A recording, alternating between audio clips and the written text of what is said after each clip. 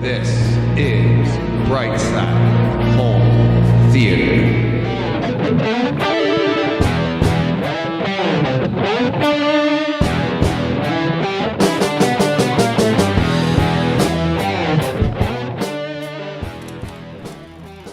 Hey, home theater nerds, welcome to the Bright Side Home Theater Podcast. The Home Theater Podcast, it's all about the sights, the sounds, the scenes. Hey, how we doing, John? I'm doing great, man. How are you? I'm doing great. That was a little bit of fun there. It was. And I nailed the open on the first try. First try. Got that sound and video synced up perfectly. Oh, how's your week been? Not too bad. I haven't asked you this in a while because we haven't done the comics, but I really do care. How's the store doing? Pretty well. You know how it's doing because you know I'm not getting a Kaleidescape. No, but I didn't know if it's steadied out. The last time we talked, and it's been pretty bad lately. Really, the last month or so has been pretty rough. Sorry to hear that. Yeah. You're coming up on your lease too, right? It's end of November is when I need to renew. So I've already been in talks with them though about signing a 12-month lease as opposed to 36. Yeah. Just to give myself some breathing room. Are they in case things don't improve? Are they going to are they amenable to that or? Yeah. They've already agreed. Good.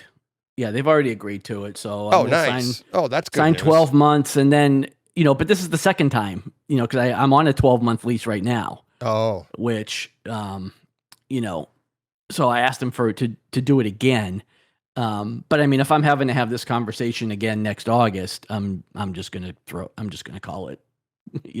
I'm just gonna call it because it's up in November, if I can't right? comfortably, right. But I need to have the answer. I started the conversation in August because if they weren't amenable to it, then I need time to shut the store. I need to be able to liquidate and close the store down. So I wanted to have September, October, November to start knocking things down and try and start liquidating. So luckily I don't have to do that this year. But like I said, if I'm having to make the same decision next year and not comfortable signing a 3 or 5 year lease at that point, then, I'm probably just going to pack it in because it's been a struggle the last 2 years. Yeah. Well, the fact you're still going is awesome, John, because we know Ernie's store closed. It's been a rough 4 years almost, going back to 2019. Yeah. We faced before the pandemic hit. Yeah. Yeah, not just us, not me specifically, but small business in general. We've had unprecedented bad times. Yeah. Not unprecedented because there's been rough times in the country before, but the last couple of years have been exceptionally difficult. So yeah. Hey, we're still there. The lights are still on, and still. You could try that. Save some money and turn the lights off. Just turn the lights off. Yeah. The lights are still on. That's my Irish humor, John. It's a difficult situation, so I'm trying to make it funny. Oh, believe me, I know. I know. That's why we laugh so much. We're crying on the inside. I know. But yeah, so it's it hasn't been the smoothest sailing, but hopefully, it'll be a good Christmas season and we'll bounce back a little bit, from that. Yeah. So yeah, fingers crossed. Exactly. It's all you can do. Yep. I was away this week, so I don't know what this show is going to be like. I don't know how short it's going to be, how long it's going to be. We tend to we find things to talk about, right? We do, but and I wasn't away, but still didn't really watch a lot of home theater worthy content. Yeah. Again, I watched stuff, but nothing really home theater wise. Well, I got an oldie but goodie, not even that oldie of goodie. But I got a couple of new ones that I snuck in under the wire, and a new Netflix to talk about. So that'll be good. I saw that. But I haven't seen. I'm not even familiar with that. So oh my god, yeah, interested to hear you talk about it. Yeah, it's and we'll get to that, and then our show title. big show title there, the Hans Zimmer Live from Prague. I've had I'm guessing you watched it too. Oh yeah, I put it on again, and yeah, we'll talk about it when we get there. Okay. But I saw you were watching, or you texted it to me a while ago, and I'm like, yeah. Well, I texted you the disc because I got the disc the same day that Saturday that I had put the amp in. Yeah. But I just got a chance. I just got a chance to sit down and watch it last night. Oh, you need. I wish you had that before the amp, because this is a great disc for that. We'll talk about that when we get there. That's why I was like, John, we got to make this the topic. This has got to be, because I'd had listeners send this to me. That's when I got it a while ago. Actually, I didn't. I kept trying to find it. I wasn't sure if I was getting the right one, but then when I got my Kaleidescape, it was like, oh, it's right there. And it had Atmos, it had everything. I knew the right one. So I just bought it on the Kaleidescape.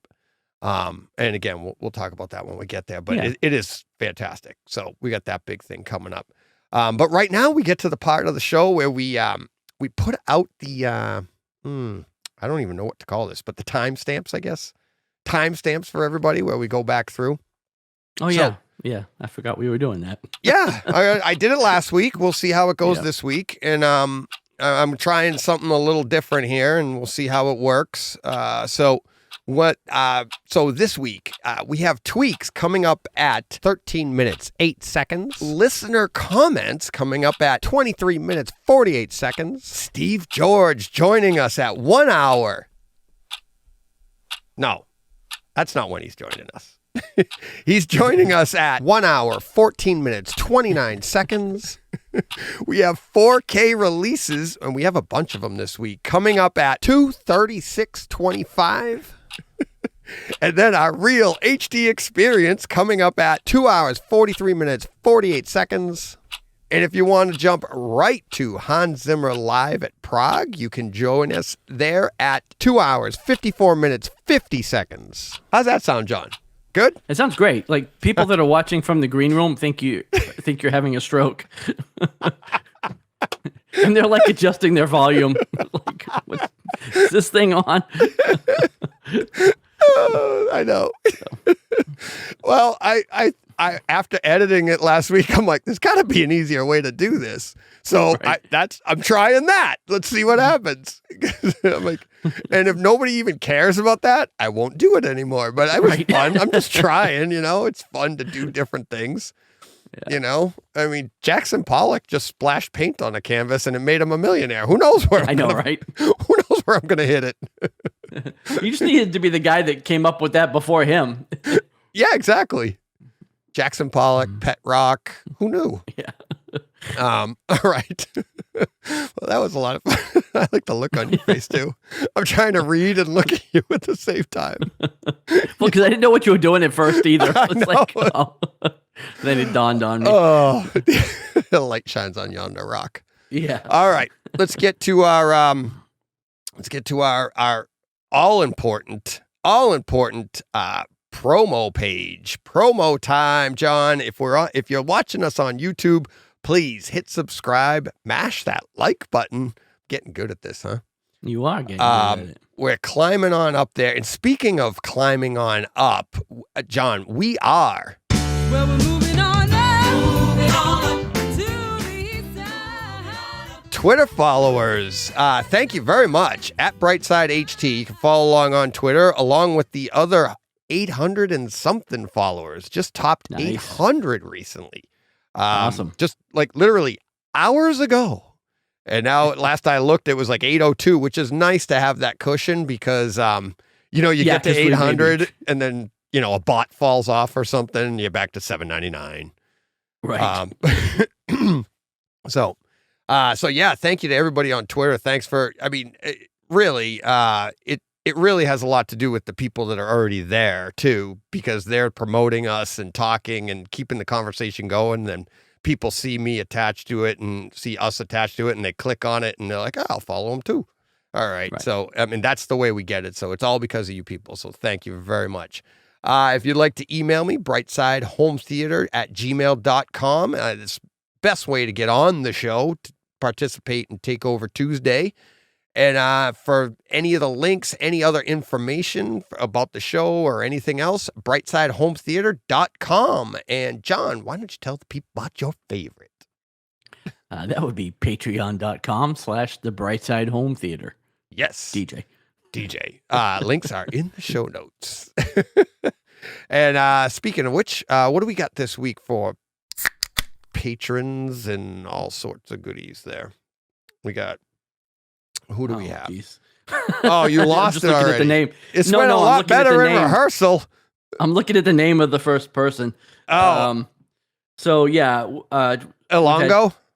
No. yeah, two new. Oh, is that how you say it? Yeah. Elongo. Yeah. Yeah. Well, actually, he's not a new patron, but he upped his contribution. Yep. Elongo. Yeah, I'm going to leave it Yep. there because he knows who he is. Thermorthy. And then Thermorthy. I'll try it. Thank you. Thurumorthy. Yeah. And then new patron Andrew Hegarty. Hegarty. Yes. Thank Hegarty. you very much. Really appreciate that. So yeah, and what did we up our? We've upped our total patrons to 25 Yeah. now. So 25 total patrons, $139.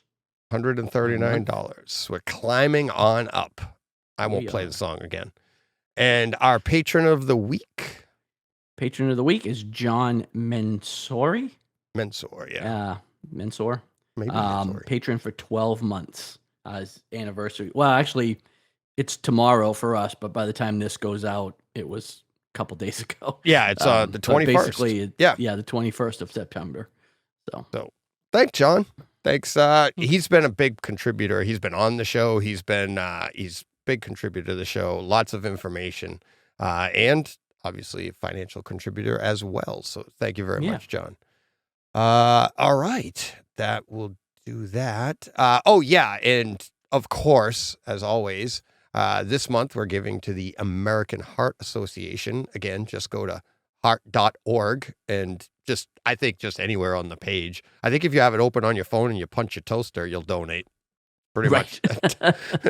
The page is like just littered with donate now. Right. And hey, they don't make any secret about why they're there. nope, not at all. And you can stop sending me this link on how I can get this on our page. Right. So Yeah, that's the one thing I don't see in the Brightside Green Room is a link to donating more money. well, they're already in there. It's all right. It's how you get into the green They room. can still Yes, it's how you get give into more. the green room, which let's talk about that right here. The green room has gone active. I think, Yes. do you want to call that the tweak of the month? Or tweak? Well, we got two tweaks. We got the green room, and then we've got your little flattening the curve thing, right? You want to talk about that? Oh, yeah, I guess so. All right. Let's get go under construction here, and finishing touches. Always under construction. Brightside Green Room up and Right. running. As at the moment, it has been up for what? About a day. Yeah, about 30 hours. It's been running. Thank you to everybody that is participating already. We've got let's see, besides Todd, John and myself, we've had like 10 other people already in there having conversations. Another perk I'm adding, this video will be not live, but this will go out moments after we're done recording. So you'll be in the raw. And we had a little conversation about that, and John had to adjust a few things. That's not what I meant by in the raw. So some perks for the people that either contribute or are on Takeover Tuesdays. So that's the two ways you can get into the Brightside Green Room and up and running. Thank you very much to Todd Anderson. This is awesome. We've got a few threads going already in there. And it's more than I could have hoped for. And as I said in my announcement in the green room to everybody, it's like, if it wasn't for Todd, this wouldn't be up and running again, because I don't have this savvy to do it quickly. I come up with the idea, but how do I do this stuff? And that takes me time.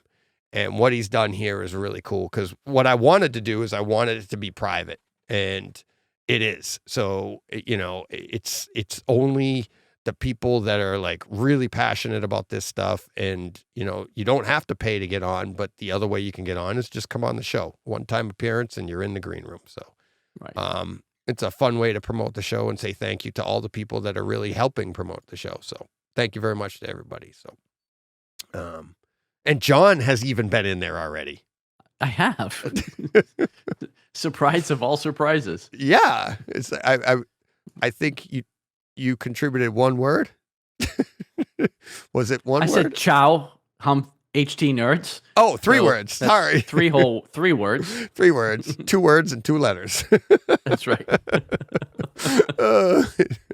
That's a lot from him, people. I've smashed a lot of likes, though. Yes, know. you have. Yes, you have. So, yeah. I won't be the most active participant, you know. I'll just No, put it right I out will. there. I'll be in But there. I'll be there, and I will. Yeah. I will try. I'll try. I'm hoping once this takes off, it's not even about us. It's just everybody right. having a conversation. I'll post my stuff, and we all just start threads and go nuts in there. It's fun. Come up with ideas. And what happens in the green room stays in the green room. Other than me telling everybody there's a green room. So, Yeah. all right. Yeah. What do we got? Oh yeah, that was it. You're So you decided to, you know, this whole COVID thing. You decided to flatten the curve yourself. Yeah, I mean, I don't know if this is really a tweak necessarily, but Of course it is.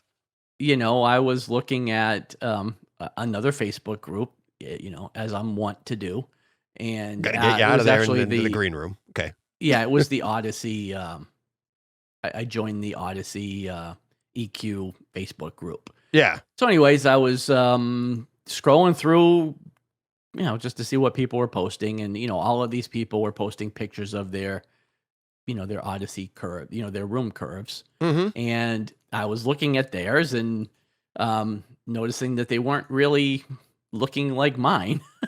you know, they were very, kind of very flat for the most part, and mine looked like, well, I'm looking at the AV Nirvana page, and at the top, right after the V, there's like the big spiky curve. Yeah, and yeah. that's how mine looked, right? In the logo. Yeah, in the logo. Yeah. And so I would send you a text. I was like, well, is it supposed to look like this or is it supposed to look like that? Right. So anyways, The after, opposite of a heartbeat. You want yeah. your heartbeat to be doing that. You want Right. your sound to be flat.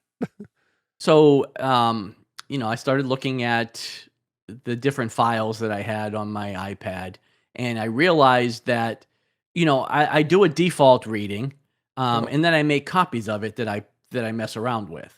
So, looking at the default readings on my iPad, the curves were actually very, very flat, you know, and looked pretty good. They looked very similar to what they were posting on Facebook. And then the tweaks I was making to the settings were actually what was causing them to be less flat. And so, you know, I started messing around and realized that it was actually putting, like the curtain, I guess is what most people are calling it. The 300 hertz curtain, is what was causing that, to bunch up, you know, and not be flat. I don't know why that happened, but, you know, so I don't know that one is, I don't know that one is better than the other. I just went through and I saved a profile that I didn't do that with and downloaded it to the, you know, to my AVR. And that's what I've been listening to for a couple of days. You know, I honestly haven't noticed a big difference in sound from one profile to the other. From one of the calibrated profiles. Right. One of the calibrated profiles. You know, basically the one with the curtain and the one without. And that's literally the only difference between the two profiles is that one has the curve and one does, or one has the curtain and one doesn't. But when you put that curtain on, it's for some reason, you know, changes the way that curve looks. So, but right now I'm listening to it without the curtain, with like the flatter curve, and you know, it just doesn't sound that much different, honestly. Right. So, you know, But I it don't know does that. sound And that's why better. I said I don't know why one was. I don't know if one is necessarily better than the other, because I'm not noticing a big difference in them. Mm. But again, I also haven't A/B'd it. You know, like and that I could do relatively easily because I could just listen to something, then download the other the other profile and listen back to it again. But I haven't done that. I just I'm going to listen to this one for a little while and see how it sounds, and Yeah. maybe play around with it some more. But yeah, so I don't know. Like I said, it's not necessarily a tweak as Sure much it as is. it That's is just messing around messing and around. yeah. Just messing around with the different I guess Odyssey profile. Yeah. I don't know what to call them. Profile seems like the best word, but Yeah, I'm sure EQs, I'm sure there's a room more technical word corrections, for it. different but, room corrections. Yeah. But yeah, but you did note, I mean, it is worth noting that you did notice a huge difference when you went from no room correction and then actually uploaded a room correction. Oh, well, yeah, now that goes without saying. No, but that's what I mean. It's like once you're into and that's why I don't even that's one of those things I don't get into. That's why I'm like, Right. direct live and I'm, when things really slow down for me later in the fall into the winter, I'm going to get into the pro version or whatever, the $200 upgrade for the Marantz and do that, get into all of that. Just to see what it's like. I don't anticipate it being a big jump. I think once the room correction's there, it's, I anticipate it being better. But one of the things that I do like is like with the Marantz I was telling you is that I want to set up two different curves so that because I can go between the two. And that's what Ralph told me right away when I got the Marantz. He's like, you got to set up that second curve so that like when you put in Thor Ragnarok, you just click a button and then bam, you get you get that bass boost and everything, and you can have a new curve for that. Yeah, my AVR is not as new as that, so it doesn't have that option. But I wish it did. Yeah, but still, it's not that hard to. No, it's not that hard to download the profile. It just takes a couple of minutes. Well, you can also go in on your app. You can go in on the Denon app and just hit the bass and then just go +5.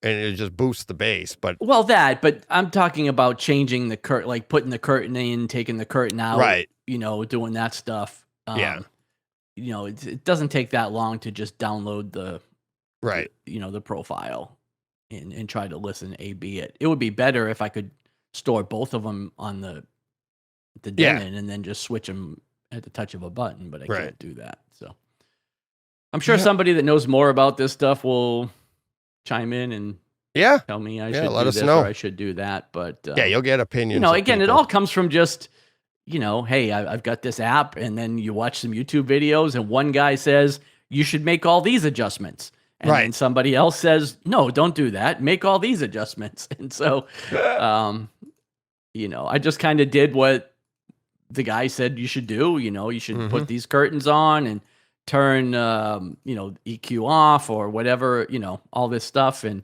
I did all that and let it run. So let it ride. Yeah. So hey, it's a learning experience, and that's how we learn. So all right, that's good for this week for tweaks. You ready to get to listener experiences? Sure. All right, let's see what we got here. Sort through these here. Whew. All right. Whoa, we got a bunch. It's so funny. I just keep adding them to the folder, and then it's right now I look and go, whoa. Okay. We got another nobody claimed last week's giveaway. No. So let's see. We have not John's. So, John's will be coming up in next week. I didn't move it, did I? Let me look. I gotta find it. It's Justin's, but I gotta find out.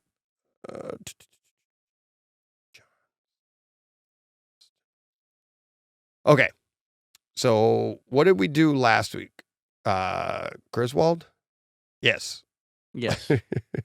So last week we did Fantastic Grindelwald. Beast. Yeah. That's why I said Griswold, because that's what I said last Yeah. week. And Crimes of Grindelwald. So that is yet to be claimed. So if anybody wants that one, be the first person, and you get that one.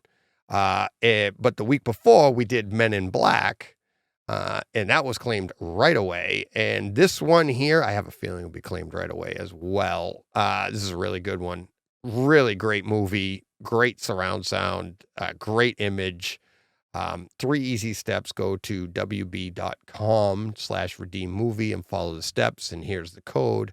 Oh, you want the title, don't you? Okay. We do. Be the first. See how the big market tease right there. I know it. Be the first person to let me know, and you'll get Godzilla versus Kong. Oh, nice. Yeah. It is a good one. Isn't it? That's a huge one. So thank you, Justin. That's the final of the 3. And then, next week we'll have John's. So we'll add that in next week. But yeah, be the first person to let me know that you want Godzilla versus Kong, and boom. It's, oh no. That's funny. Okay. What? I just thought of something. That's an Oh. advantage of being in the green room. Oh, well. Oh, yeah. Yeah. You're right. Uh-oh. Oh, well. Well, hey, they're listeners, right? Yeah, we might have to rethink that, right? It's like all these people, sorry, it's gone. It was Okay. claimed 3 days ago before the podcast went up. Yeah, I know. Exactly. Well, hey, winner, winner, chicken dinner. That's, another reason to get in the green room. That's the only thing I can see. I can say, Right. All right. YouTube. Our buddy, BJ Horton, 2005. Oh, nice. On YouTube for Rings of Power. He says, John, you are the best trained monkey. And I'm loving this. Also, on the segment with Steve and you saying you want spouses on, I could contact my ex for you. ROFL, all capitals. What is that? Rolling on the floor laughing. Is Rolling that what that on means? the floor There we laughing. go. Okay. Yep. I made it clear the home theater was next on the list, and I did do it, as you know. And they wanted to prioritize a bathroom that needed fixed and remodeled. I have 2 bathrooms, but no home theater. So, duh. I went with the home theater. Priorities. Hee hee. And Yeah. that's funny because I do the same thing. It's like I came down here one day into my theater and I redesigned the entire thing. Like literally took, I don't know, 3 hours, graph paper, designs, everything. I was late for work because of it. This is at like 6 a.m. and it was a Saturday. So I come upstairs with the graph paper. I show my wife and I'm like, look, I could do all this. I'm like, yes, I'd have to tear down the walls, but I could spin it around and blah, blah, blah, blah, blah, blah, and all this complete redesign of the theater. And she looks at me kind of with puppy dog eyes. And she's like, could we finish the hallway upstairs? Could we paint this hallway? Cause I did hardwoods upstairs, but that was my test to do the hardwood floor. So I did it in the hallway, but I ripped out, like literally ripped out all the baseboard, all the trim, because I was just like, and so I had to recut it, buy new baseboard instead of the way I did my bedroom. When I did the hardwood in there, you take it out easily and you put it back in. Right. Slide it back underneath. You put it right back on. You have to re-nail it in because now you have hardwood, so it's up a little bit more and stuff. Right. So our upstairs, it was original paint, 20-year-old paint. You could see where we had candles going and stuff in the hallway, and it's like not burn marks, but it was disgusting. But I don't care. It's the hallway upstairs. I don't go up there. Right. I'm sleepy when I'm heading that way, so what do I care? The lights are off. The lights are off, right? So she said that to me, and I was like, all right. I'm like, I didn't say all right to her, but obviously things changed. We're not redoing this one, but she went away for the weekend with her friends, and she came home to a brand new hallway. Nice. So, yeah. So that's how I win her back. Yeah. So you can do your theater. So I can do my theater. Exactly. Yeah. All right. Next up, let's see. What do we got? That was... Next up, let's see. Mark says, hi, DJ. It finished this week's Takeover Tuesday this morning. It was fun to hear back. Thanks again. I had a blast. I watched Top Gun Maverick last night. It was better than the first time I saw it. Can't wait to experience it in my new theater. I love the aspect ratio changing. It's perfect for the action scenes. I went to get a haircut at Great Clips on Monday. When I got done, the Ashley Furniture Store is right there, so I decided to go in and take another look at theater seating. It just so happened they were having a buy one, get one sale, and the other items were 40% off. I ended up getting 3 of these, and he sent a link for the chairs that he bought because they are super comfortable and are just what I was looking for. They'll hold them and deliver them for me when I'm ready for them. Most expensive haircut ever. Right. I don't know if he quite understands how the buy one get one thing works though. If he's only got 3 chairs. 3 chairs. Well, I think he ended up with the 40% off. But yeah, Right, Ashley right. Furniture, and yeah, they're beautiful chairs. Mark, my question to you is: these are individual recliners. Are you going with or 3 individual recliners, or is there capabilities I didn't see on the website? If you could link these, like where they lose an arm and connect them. So Right. let me know, but they are beautiful. Either way, I don't care. It would be kind of nice to stagger them with a little space in between them in your room. Right. They're beautiful black. I think it's black leather chairs, power reclined, got the lights and all that. Really, really nice. We talked about all that when he was on the show. Let's see. X3R0 Gaming is Rings of Power, the new power of streaming. I agree it's bad. Go watch House of Dragons instead. Some people don't like it. Thanks for contributing. Thank you for contributing. We got one coming up. Thank you for contributing we to all the disagree. algorithm. I sent you that one, right? I sent you that one we'll get to in a little bit. You did, yes. Yeah, it's fantastic. Let's see. Joe, my IT guy, Dancing Monkey. Funny thing is he sent these before our podcast came out on Friday. Oh, yeah. Remember did I send you those links with the hat no, on? You didn't. Oh, I didn't No, send you you that didn't. one? No. Oh, I'll have to send those to you. He sent me a link with you got a the monkey hat on. It's so awesome. funny. Yeah, No, the I sights, haven't the seen sounds, that. the scenes, and for Halloween, it's it's pretty funny. I'll send you the links to that. Okay. Pretty funny stuff. And that reminds me, I still haven't done the screenshot thing. Still haven't. Oh, jeez. Well, you were hiking, so Yeah, I was like, we'll give you a pass this week yeah, okay. And every week. and every week. BJ Horton again, behind the scenes of the Kaleidescape. One of my best friend's daughters married a guy who is a sound engineer for the studios. He brought 4K discs over for movies that are in the theaters. So at least for him, he can get them before any kind of release. He surely has some kind of legal agreement and guards the discs with his life. LOL. If he's bringing them over, I don't know how well he's guarding them. Well, they're in a suitcase that's handcuffed to his wrist, so Right. It's like, that's kind of funny. It's like, but that's awesome. We all know this stuff exists in reality. Even before the movies comes out, these physical releases are there. Right. And it's like, cause you ever hear the audio commentaries? They'll be doing the audio commentary before the movies even come out. I've heard that a few times where the director's like, yeah, I can't wait to hear the release on this. Or it'll be right after the movie just came out, like a week ago. And they'll be like, yeah, it's been out for a week and it's been doing well. And you hear comments like that. Is the Ring of Powers the new power in the streaming universe? Blue Wave on YouTube says, I love the fact you're doing reviews on the streaming stuff in respect to what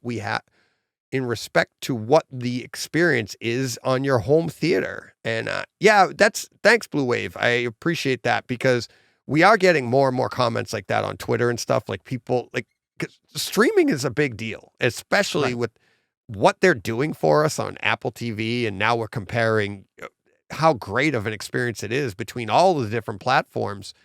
And not a lot of people are talking about it because. All right. And everybody streams. Like everybody Right. streams. Even the diehard physical media purists are Right. still streaming because there's things that only exist that way. Yeah. You know? And So- it's totally worth them even to, we're a small market. Not a lot of people are taking full advantage of what the stream can offer, but we are. And I don't mean just we as in the people listening to the podcast, but home theater people are taking advantage of that. And And it's fascinating to me on like how small of a market we are, but yet they're still hitting us with this great content. They're pumping it out. I love it. Right. Max R, Rings of the Power is the future. Is it the future? No. Will it be remembered? Most definitely. We can all learn. We can all learn from what not to do. Amazon themselves have stated if they can't make this ROP series to work, Rings of Power, they have no place in making these kinds of shows, which is the most honest thing to come out of their PR team. And which I think is interesting because we already said last week, like, I think that was sarcasm because they knew how good of a product they had. And I think they were saying, if this doesn't work, nothing else we could do would be better than this. So what are we going to do? You know, I mean, they put a lot of money into it. You could see the quality in it.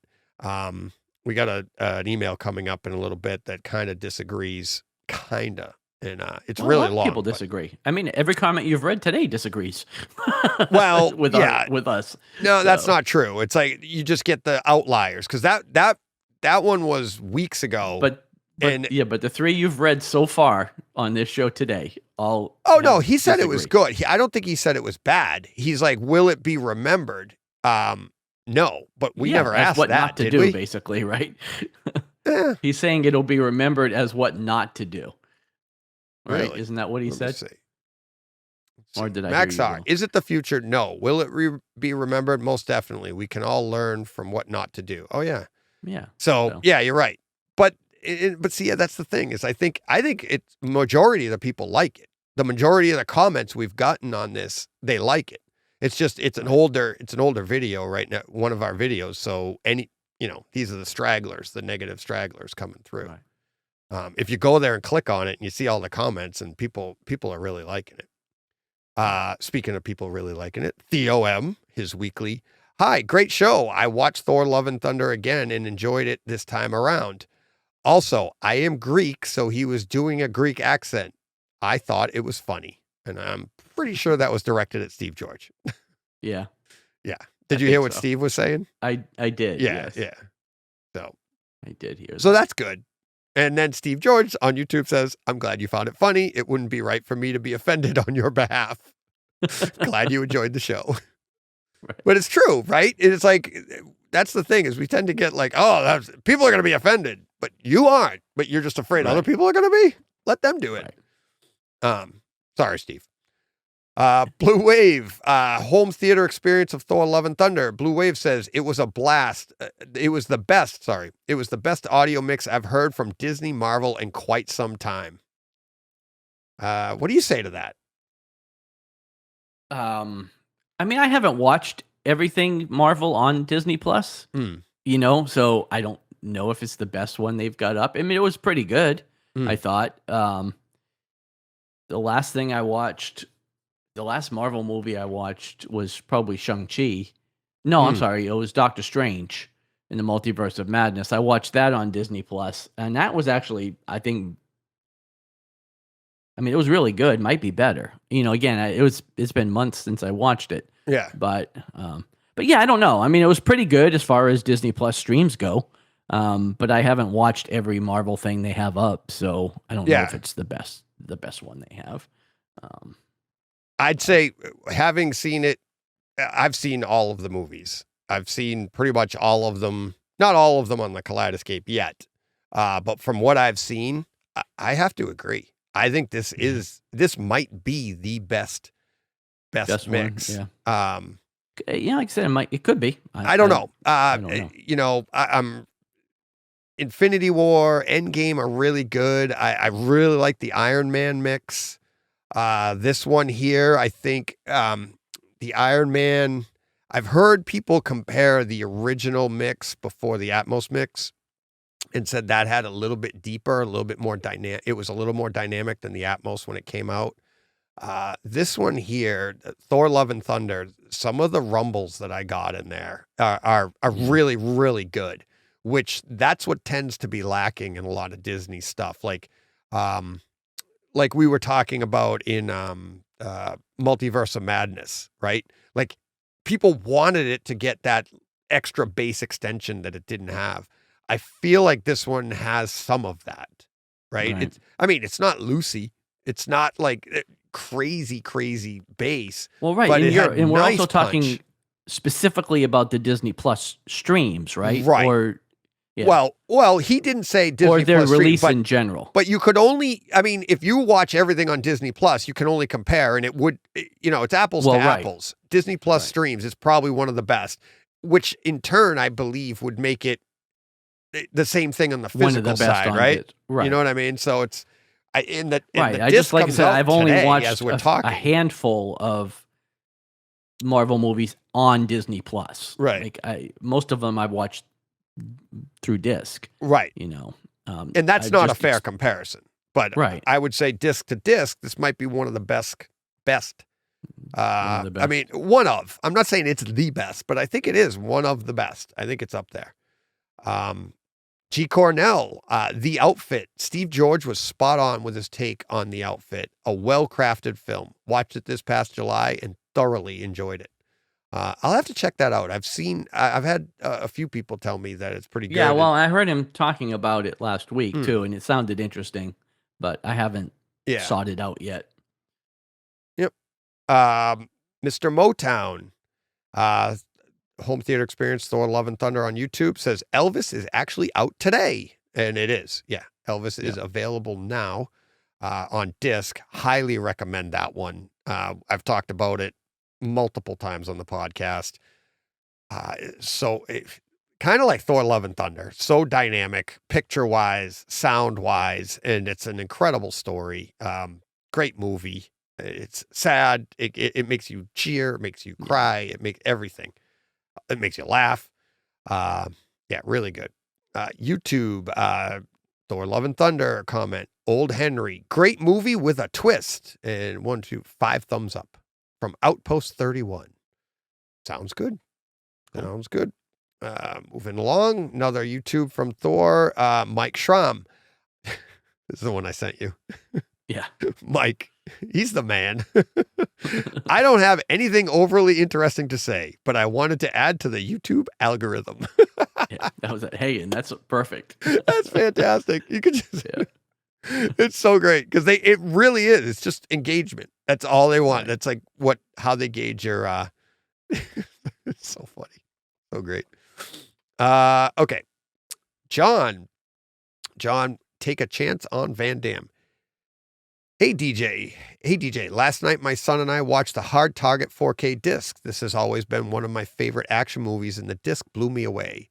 It looked phenomenal, very crisp and spectacular colors. Great blues and reds. The DTS Master Audio 5.1 was outrageous. Great directional effects with the helicopters overhead, motorcycles flying all around the theater, and about 1 million gunshots. I have been really impressed lately with this soundtrack as well as Cliffhanger, which I watched a few weeks back. It's like seeing those older movies again for the first time in the theater.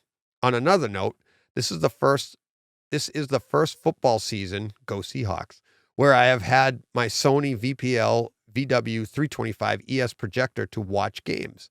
My initial impressions are somewhat disappointing for a couple of reasons.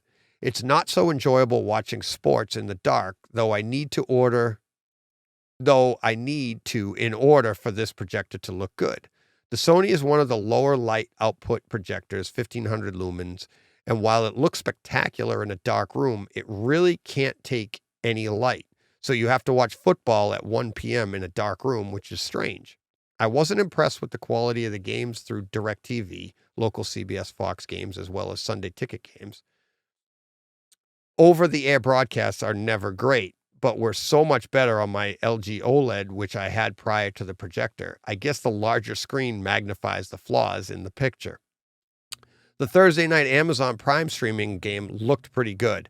Not as crisp as Friday Night Baseball on Apple TV Plus, though, which is the best I've seen in any sports look on my projector so far. It's cool watching the game on a 110-inch screen. Very immersive. So overall, while the projector is unbeatable for movies and streaming TV, I am not impressed watching for sports. Best regards, John.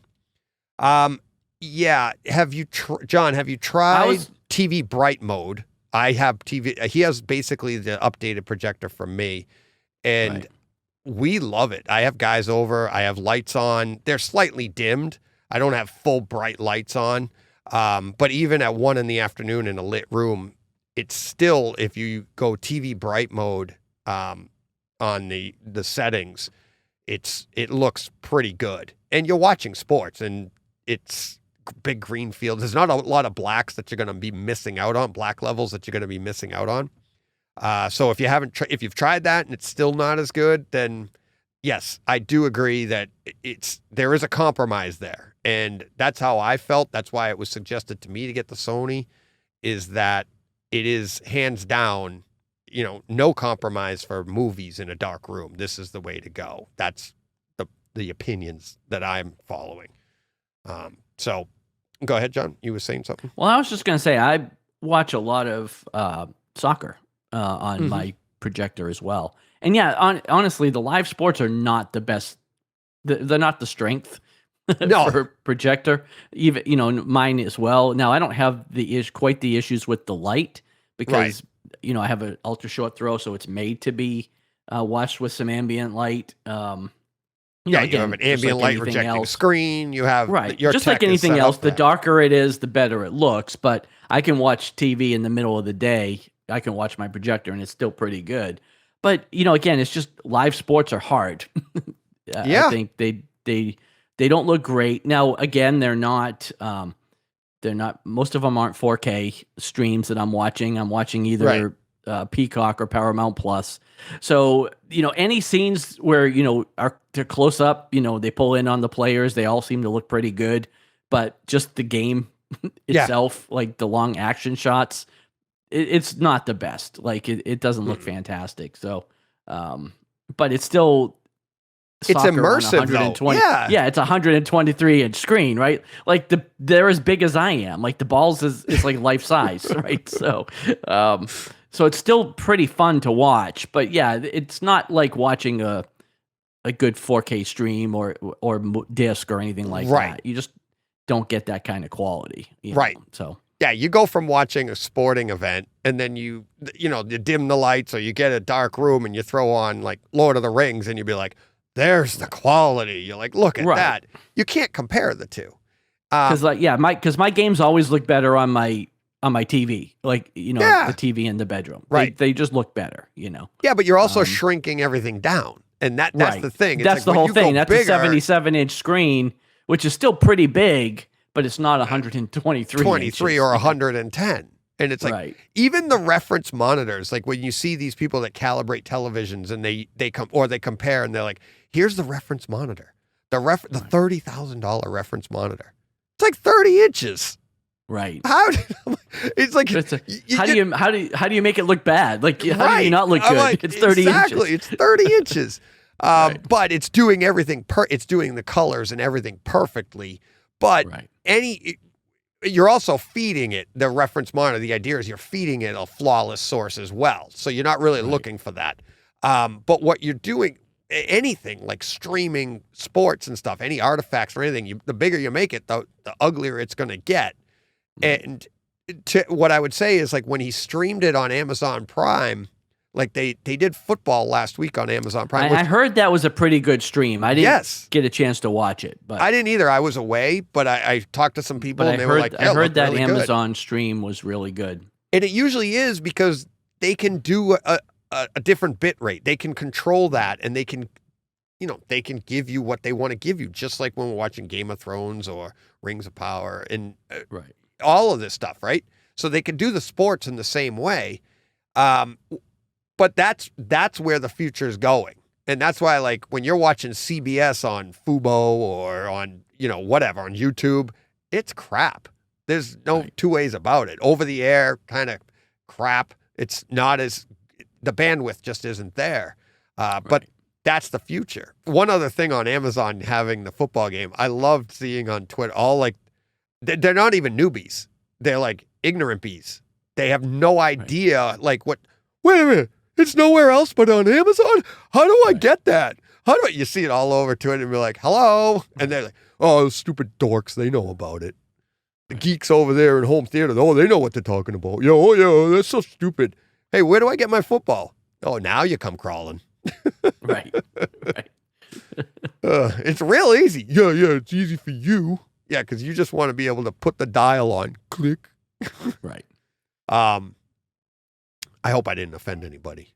Well, no, but I did see, there was a lot of pushback on that too, because again, like I have Way no it's going. sympathy for you if you're, well, I'm 52. So like if you're Right. 52 or under, I have no sympathy for you. Right. But like my grandfather that wanted to watch that game, he doesn't know how to he doesn't know how Right. to get there and No. watch that game. So it's like there's a certain segment, but again, That as same we're, thing happened when cable TV came out. but we're also growing, like that's shrinking exponentially, right? Like Yeah. we're at the point where 90% of the people are tech savvy enough to be able to Right. stream everything. Right. Whereas even 10 years ago, you could have said maybe 50% of the people were Right. able to stream, and in 10 years from now, 100% of the people will Yeah, be able to stream because they grew up with tech. because they grew Right. up with that tech. I think we're But the there are first people generation. that just, like you said, want to be able to turn on CBS at night and watch that game, and they don't know how to do it. Right. So I think we're the first generation. I said that to my kids. We're the first ones that are understanding that what we have in our hand right here is going to be obsolete very soon. Right? Every generation before us was you buy a TV and that was the TV you bought for 20 years. Right. Nothing changed. Right? They invented the TV, color came out, and then Right. what? And it was Right. how many years later before color TV came out in the 50s? We didn't go to HD until almost the new century. Yeah. So you've got almost 50 years with relatively the same TV. Oh yeah, Trinitron knew the Trinitron bulbs and this blah blah blah. But it was basically the same. You bought a TV and that's what you had. And now it's how many formats have we gone through in the last Right. 15 years?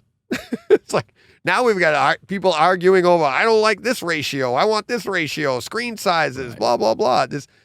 But we are accustomed to what's next. That's pretty much it. So, but yeah. All right. Let's see. What do we got next? Oh, and that all started with Take a Chance on Van Damme. Yeah. Okay. Van Gool, Experience of Thor Love and Thunder. Love the show as always and the conversations between the two of you. I have a Denon S760H and I do notice dynamic EQ and volume every now and then will be wrong. You talked about digital versus physical. I have a 55-inch QLED right now. If I go 65 mini LED, will I notice a difference in 4K? I use a Panasonic 820 for movies. So 55 to 65 QLED to mini LED depends on the model, I would think. I'm not really familiar, like 100% familiar with the big differences there, but 55 to 65, I think you'll be in good shape because you'll be excited about the size. Right.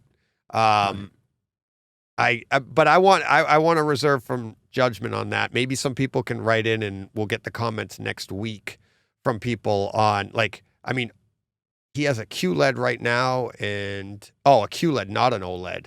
So yeah, mini LED. I think mini LED is supposed to be really good. Yeah. I'm a big OLED person and that's kind of where I've just had my focus for my living room. But in 4K, it's all about the HDR. So what are your black levels like? So I'm sure I'll get some comments on this for next week because I wish I had researched this one before I read it. But I was in the mountains all weekend. So Yeah.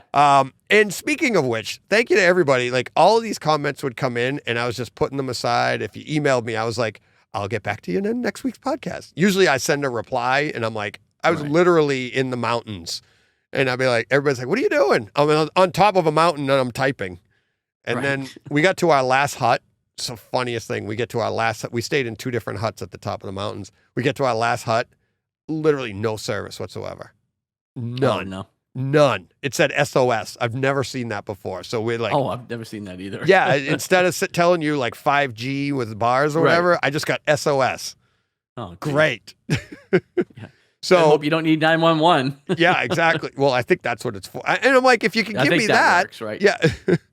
Right. But if you can give me 911, how come you can't give me anything else? Right. Well, that's supposed to be the new thing with the new iPhone. The latest one is supposed to have satellite capabilities for that reason. Oh, really? So if you're in the mountains and something happens, you hit this and it'll go to a satellite. It'll connect to a satellite and get you. Oh, okay. But That's pretty cool.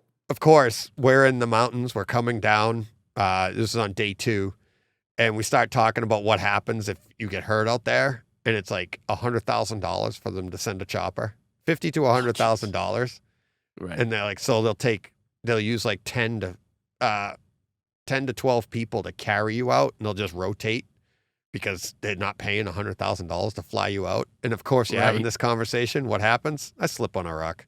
Oh, jeez. And as soon as I start to go back, I'm like, oh no, here we go. Who's You're like- carrying me down? Yeah. It's like, so funny.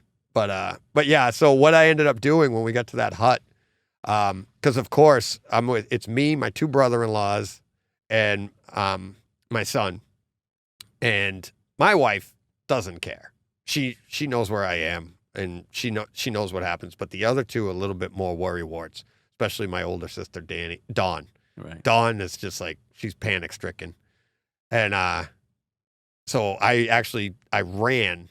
I went for a trail run, and I ran like, I don't know, like a half a mile out to see if I could get signal. Got a signal once we got to the hut, and I dropped my pack, ran for like a half a mile, and I was like, okay. And I called Jen, and I was like, just tell the others, blah blah blah. Hello, okay. Well, she got some of it, so She got some of. She knows I'm Yeah. alive. so we get to the truck the next morning when we did hike out Sunday morning, and all the guys is like, Their phones. like, yeah. oh, They go, I they're had going like crazy. 60 emails, most of them Oh, home God. theater. It's like I had all this stuff. It was just, I just got inundated. That's funny. Fun stuff. Top Gun, this is from Thomas. Top Gun and changing aspect ratios, the never-ending debate. He says, hi, DJ. I'm a bit late to the debate as I'm still trying to catch up on your podcast. Currently on September 1 Kaleidescape podcast. Great interview, by the way. I'm going to fall into the camp on hating changing aspect ratios. I have a JVC NX9 in my theater with a 2.4 Stewart screen.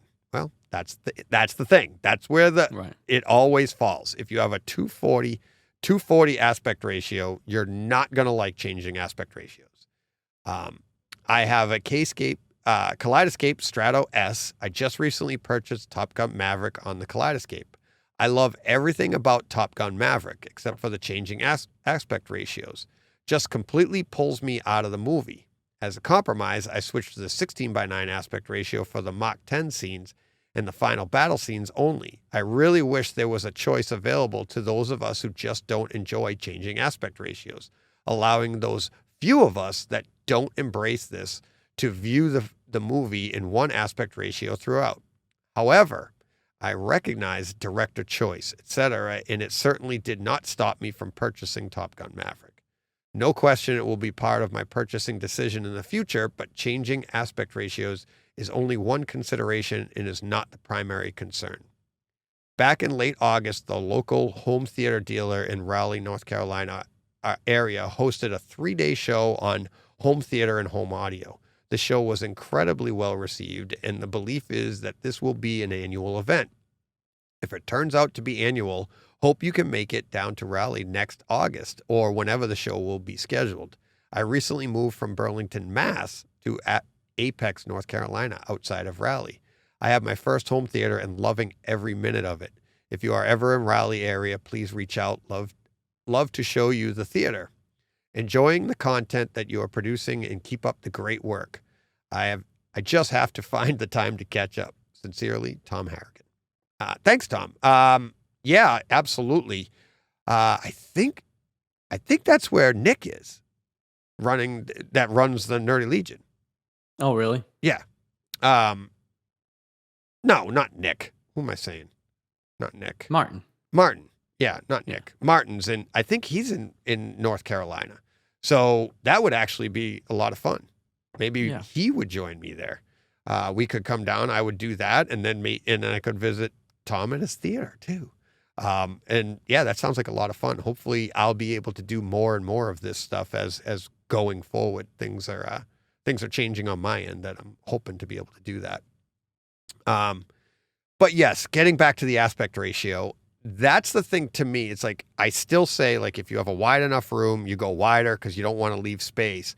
But the thing is, like, a movie like Top Gun, like Maverick, and that aspect ratio, the purpose of going to IMAX is it's absolutely supposed to be taller, always supposed to be taller than your 240, right? If you go solid 240, your IMAX, which is supposed to be bigger, is now everything just got smaller. I can see how it takes you out.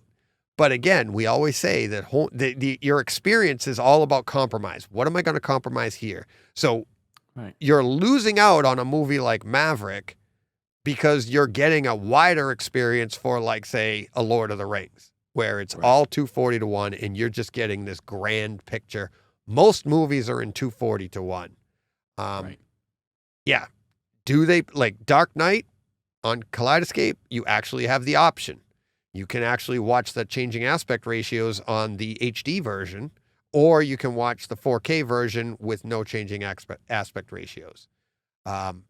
It's nice. It's nice that they provided that. But if the artist wants you to have changing aspect ratios, they're not going to give you another option, So I really am leaning towards just always having a 16:9 screen, even if my room can't accommodate, because I do love that when it goes boom, whoa, and you get that larger screen. It just, so it is. I see the more and more people that tell me it's everybody that hates it is they all have 240, So something to consider, not just when purchasing the movie, but something to consider when purchasing your screen. And then once you do it, really don't have anything to complain about.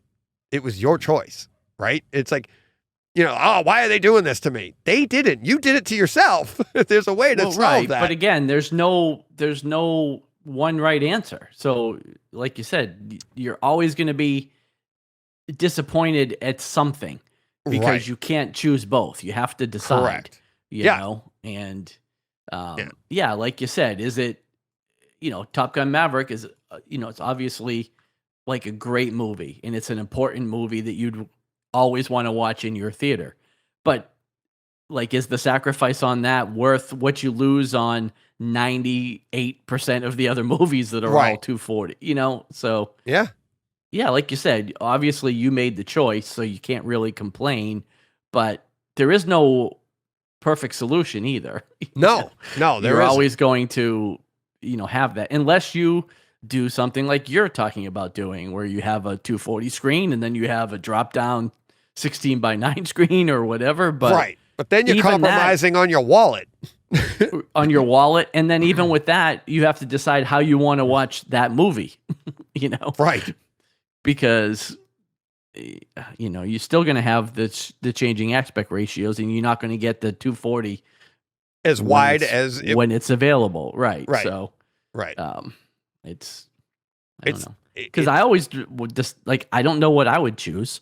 Luckily my projector chose for me because it only does 16:9, but.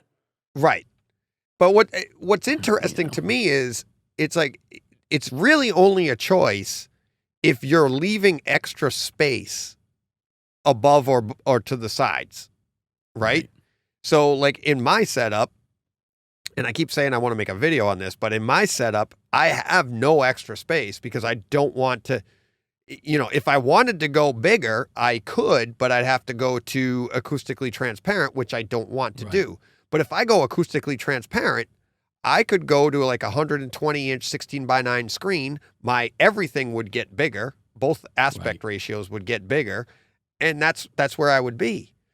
But it's the people that have like this 240 to 1 aspect ratio that's, let's just say, just for a quick number, say it's 8 feet wide. Right. Okay.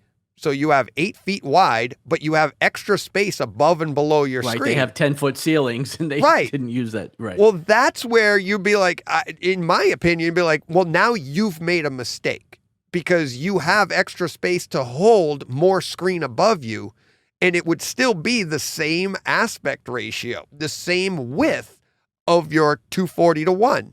But now Right. your other one would be taller. And I've seen images online of people that have done that, and they'll be like, look at this. And it's beautiful. They're beautiful theaters. There's nothing to be ashamed of or anything like that.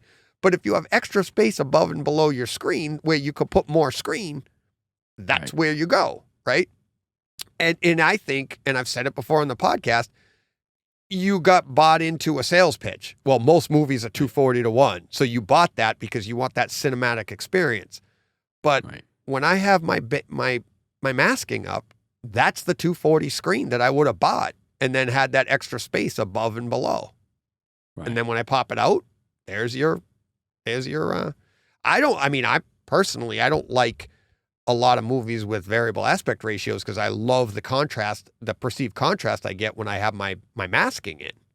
Right. And then without it on a projector, you get your bars aren't dead on black when they black it out. It's, a little bit, dark charcoal. Right. So that's the compromise we have as projector owners. But yeah, it's a long, long journey. Right. All right. Moving on to the next one. Nope.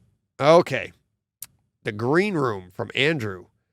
I hope you have enjoyed your hike over the weekend. Such a great way to spend time in the great outdoors. Although you get to do that with your job anyways, I guess. Yeah. You're always outside. Yeah. I work indoors, so I'm always looking for ways to get outside after either walking the dogs in the forest nearby or getting out for some gravel riding. I am hoping to get out for some backpacking trips before the heat of the summer here in Queensland. Anyway, I digress. I have been listening to your podcast for the last couple of years and was pointed your ways by the guys at AV Rant and HT Guys. Like you all, I love HT, but nobody is ever interested in talking about it. So these podcasts are my way to get the HT fix. I have been meaning to support you via Patreon for a while now, but it was the announcement about the Green Room that finally had me take action. Stop smiling, John. I was listening to you while I was waiting for my son to finish water polo training and use the time to get the Patreon set up. So you said to email you to get the login details. So here I am. I have signed up to AV Nirvana with the username Egaz. You'll see him on AV Nirvana. You'll see him in the Green Room. I look forward to getting the Green Room and listening to more HT chat on the podcast. Cheers, Andrew. In Australia, in Brisbane, Australia. So, Awesome. yeah.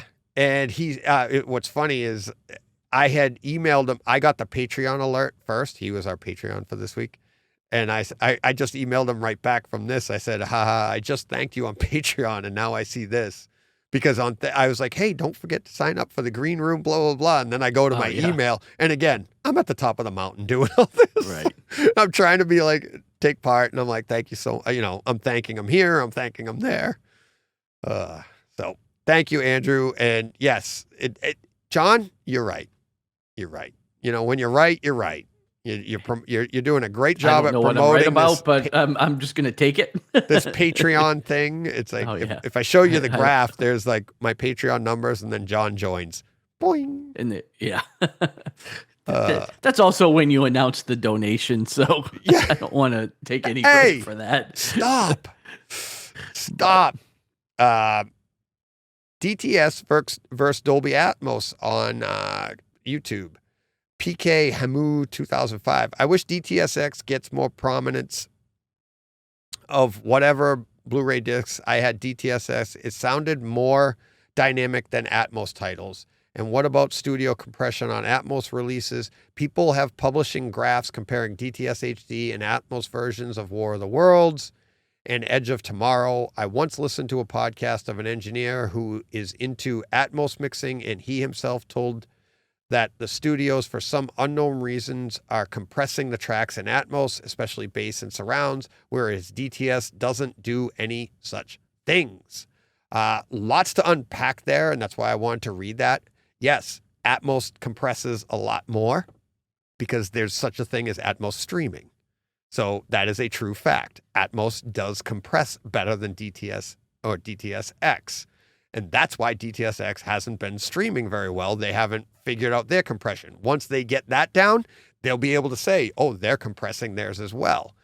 Flat out of the box, the two of them pretty much are identical. They're capable of the same frequencies. The artist on the other side can do the same. We can only hear 20 to 20K.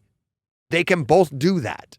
And it's how the sound is moved around the room. It's object-based. So the artist is still dealing with the same thing.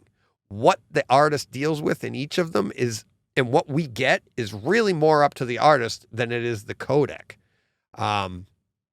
Everything he's saying here is true, but it's that like Atmos is used more widely, especially for streaming. And so there are options and availability there to have compression, whereas DTS or DTS-X doesn't have that. And then the two movies he listened to, yeah, War of the Worlds, that was well known. Like everybody's like, that was a mistake. So flat out, it was a mistake. There was nobody knows why they did what they did. And it just so happened that the original version was DTS, and the bass in the original DTS was awesome. The Atmos track, it was like they literally cut it out. And, you know, the forums and everybody went nuts on that. And rightly so. And then Edge of Tomorrow, I think the latest version we got, as we've said on the podcast many times, is the cleaner, better version. The other version is just like dirty bass for being bass. It's not that good. Right. So you list two movies, but those are two instances where, yeah, stuff can go bad, and I don't think Edge of Tomorrow is bad, but War of the Worlds is bad. Ragnarok is bad. They're both in Atmos. If you if you re-release Atmos and DTS-X, it doesn't mean DTS-X is better.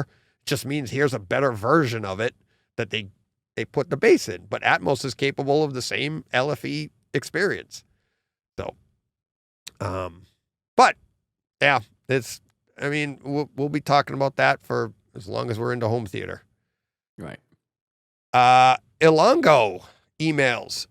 Show is really coming along. Great job. It says, hey DJ, it's been over a year since I reached out to you last March, April, but I've been listening this whole time. I just wanted to say I'm impressed with how the show and you as a podcaster have matured over the past year plus. You're doing a great job, and I'm thoroughly enjoying the show and the new format. Keep up the good work, Ilongo. Thanks, Ilongo. I did reply to this one a little bit longer than the normal top of the mountain reply, because it's something that like you don't think of. Like you and I, we've been doing this for almost 4 years, and we don't think of our progression really. We just we do what we do because we want to try something new, or we do this, and when somebody points it out like that, it's really cool. People are noticing, like, hey, you're getting better. And it means they've been listening long enough to hear when we weren't very good. Yes. So it's nice. And hopefully we're always getting better, but we don't really take the time to say, even amongst ourselves, hey, this is a lot better. We laugh. Right. We laugh at stuff that we used to do in like 6 hours that now we can do in a short 2-hour show. Right. It's like we'd record for like 3 hours in chat. We'd record for like 3 hours for an hour-long show. Right. Because we didn't know we weren't as polished, if you will. Well, But- you got to learn. Yeah. You got to start somewhere. So that is the last one. That is the last listener comment I have. That's getting to be our biggest section. Yeah, that's the longest segment we have. I know. I'm not going to complain. I love the listeners. I love hearing their points and their everything. So keep it coming. Keep it coming. All right. Now we get to the part of the show. We're bringing Steve in, right? This is what we're at? Right. Yep. I think so. We're on listener experiences. So now we're going across the pond, John. Are you ready to get up and stretch your legs? I am. All right. All right. You get up and stretch your legs. I'm going to go across the pond, stop flapping my arms. So we'll be back after that. But until then, hey, Steve, how you doing, buddy? I'm good, thank you. How about you? You okay? I'm doing all right. I hear you got the touch of the man flu. There you go. Right, yes, there you go. Now we're using it correctly. Absolutely, yes. So I'm at death's door. I may not see the dawn, or I've just got a slight cold, and I'm just not dealing with it very well. So I'm armed with the Cinema George mug of tea. There you go. And an absolute ton of tissue. So yeah, we're ready to go. Nice tissues, tea. I almost had myself a spot of tea this past weekend. Really? And I don't drink tea. No. But on my hike this weekend, it was so cold at the top of the mountain that I ended up, I was like, I was playing chess with a buddy of mine when we stayed in there's huts across the White Mountains. Oh, nice. That you make reservations, you hike up, and then you can stay there. There's no heat. They have a generator for electricity that they turn off at 9:30 at night. They'll feed you. You get a cot, like a bunk, and then you go on to your next place. But anyways, the first place we were at was at the top of Mount Washington, and right to the side of Mount Washington. And it was at the very top of Mount Washington, the 70 to 80 mile an hour winds. It was 25 degrees without the wind chill. I think the wind chill went down to like in the teens. And in our hut, which was the way the wind was facing, it was blowing right at the hut. So I'm sitting there and my fingers, these two fingers, my two middle fingers were like turning blue. And the guy I was playing chess with is like, are those going to be all right? And I'm like, yeah, it's just weird that the extremity. So I'm like, I got my hands in my pockets. I'm like trying to keep them warm on my legs, but I'm like, all the while I'm getting texts from people. I'm talking. He's like, put your phone away and put your hands down. I'm like, yeah, but it's home theater, guys. Was there tea available then? Was there? There was tea available, and they were drinking it. And I was so close to having some, but I'm not really a tea guy. I don't like it, but I didn't like the dinner either. But you have to eat it. It was like all vegetables and stuff that I didn't like. And I'm like, but you got to eat it because you got a long hike the next day. And I was like, they tricked us. They told us it was raviolis. And we were all excited. We're like, yeah, me and my son are like, yeah. And then you're like, it's vegetable raviolis. And I was like, what is the point of that? Yeah. The second night was great. Turkey dinner. Well, that's not so bad. We mustn't besmirch ravioli. Adriano might see this. Yeah. And he won't let, we love ravioli. I love ravioli. I just don't like it when it's stuffed with vegetables. And it's like, it was squash instead of cheese. And it had peas and it had all pepper. Oh, so I cut them and they were decent size. So I cut them into fours, put the marinara on it and, as lubricant and just swallowed it down like a pill. Sounds horrible. Yeah. Yeah, but like I said, if you don't eat, you can't. You'd be bonking the next day trying to hike. So yeah. The pictures you put up on Twitter looked amazing. That looked absolutely gorgeous. Sunrise and that was the first night. That was a sunset. The first sunset. the one that I took the HDR. That was a sunset from that first hut, and it was just starting to clear, and we could just see the very top of the mountain. The clouds were clearing, and that's what the effect it had. And all the people looking through the windows and we're like, oh, we run outside to get a picture of it. And it's beautiful up there. You're looking down at the clouds. It's so nice up there. Nice. But again, unfortunately, too much Lord of the Rings. You say White Mountains, I hear Misty Mountains. And then I just, start singing the Hobbit song from. Yeah, exactly. It's so you want to get right into the Lord of the Rings? We can do. Let me make a confession. I've got a little confession first. Okay, so under tweaks, because I don't normally have tweaks. So I tried a tweak this week that went wrong and I abandoned it. So just very quickly, because I might as well confess, and I have to because I put a picture up of the box, which I wish I hadn't done because then I wouldn't have to confess anything. That tweak. Okay. Yeah. So I now it's only a cable box, a new cable box. That's what I figured it was. Very old fashioned for us. These should be pretty old fashioned, but there's a new one that's just come out, which allows, and I'll be curious as to whether they do that over there, but it allows, I'm a big rugby fan because I'm a New Zealander and like rugby is our religion basically in New Zealand. And so this will broadcast rugby live, not only in 4K HDR, but also in Dolby Atmos. Oh, now with a quiet stadium, it doesn't matter really. But with a big stadium, gravity. It's just not you hear wind in the background. That's what I got crickets in the back of the room. Yeah. I think I can hear the motorway. I can hear cars in the background. It's really freeway. But for big games, it's actually really quite a cool thing. Yeah. And so this is a new box. It's just come out. I got given it for free because of this subscription that I'm on, and I thought, right, I'm going to put this in and I'm going to try it because at the moment I can get 4K, but it's not in HDR, and it's a sort. Sometimes it's Dolby Atmos, sometimes it's Dolby Surround, but I've been told that this box will be Atmos forever. So I thought, right, I'll put this in. That'll be all right. How hard can it be? So I take out the old box, and I thought, well, it should be fine because it should be the same power cord. It should be fine. What I discovered is, as I've taken this box out of the rack, and how tight it is in there, you've seen it. It's a different power lead, so it needs a complete change. You've got to take it out and put a new one in. So I thought, well, I'll give it a go. And I took off the side of the rack. I took the door off. I pulled it out a little bit. I got behind it. Now, I'm not a small chap at all, and so I was wedged in pretty tight. I'm not claustrophobic, but I can understand how you might get that way there. Yeah. I mean, I'm literally, there's the rack against my chest and the wall against my back, and I'm sort of doing this as I'm trying to do it. And then I've realized that the sockets behind there are all buried under cable after cable after cable after cable. And so to get this plug in there, to get the plug into the socket, I would have probably have to unplug every lead in the cinema room. And I was not about to do that. Not for this one little bit of thing. So I tried. It was, again, talk about Lord of the Rings. It was the cables were saying, "You shall not pass."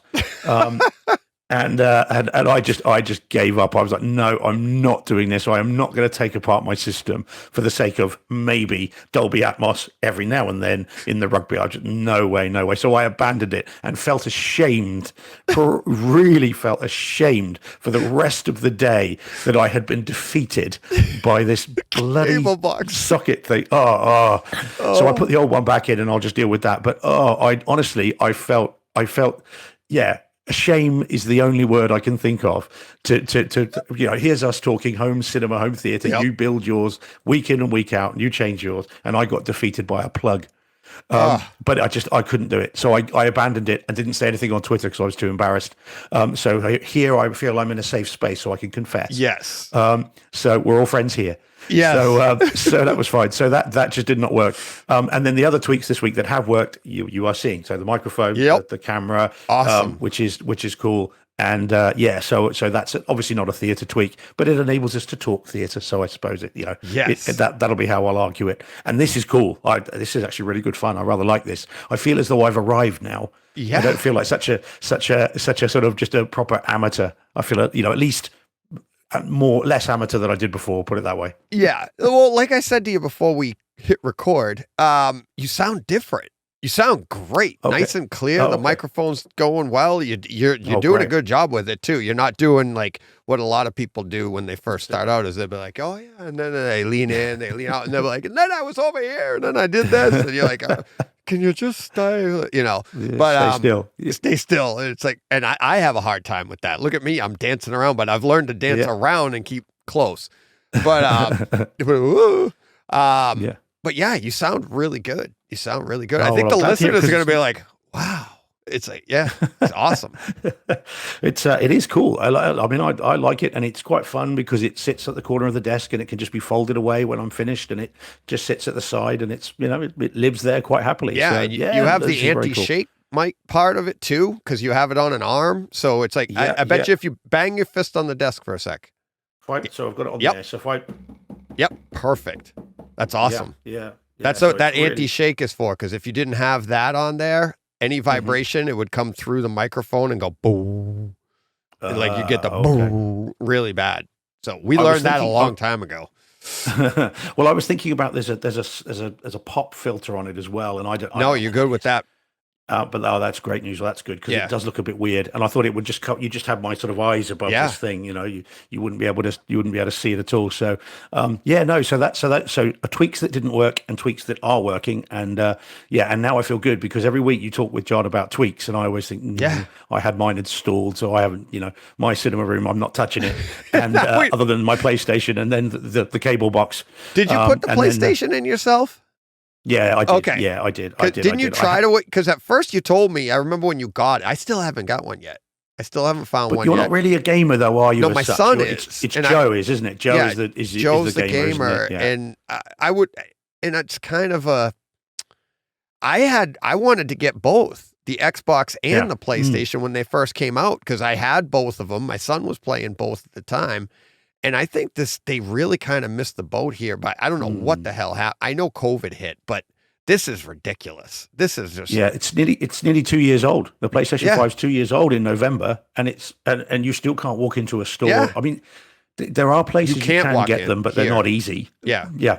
Oh, you can buy one, but not for list price. Oh, right. Everything is online. It's like, and my son and I have been close. Like, because I've said to him, I go, do you want one? I'll get you one for Christmas or whatever, right? And he's always like, I don't care.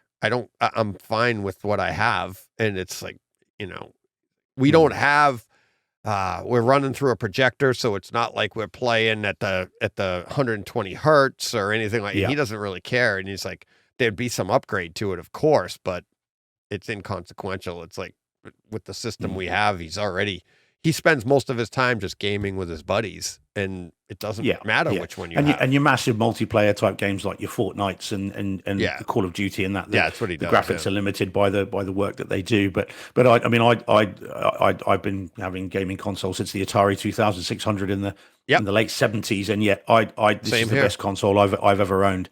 I mean, the PS5 is absolutely stunningly good. And I appreciate I've got one, but I genuinely, in an unbiased way, think they're absolutely incredible. But it's not essential. No. But anyway, I did put that in myself. I did call the installers, who I could almost hear down the phone, sort of think, "You want us to come and do what?" Yeah. So that was a bit embarrassing, but but in the end, I thought, no, do you know what? I'm just going to do this. I couldn't wait, and funny enough, I had a cold then as well, and I just thought, do you know what? I want to try this out. And look at that, so your equipment's making you sick. Yeah, there it is. It's the shame. And that's why it's called the man flu.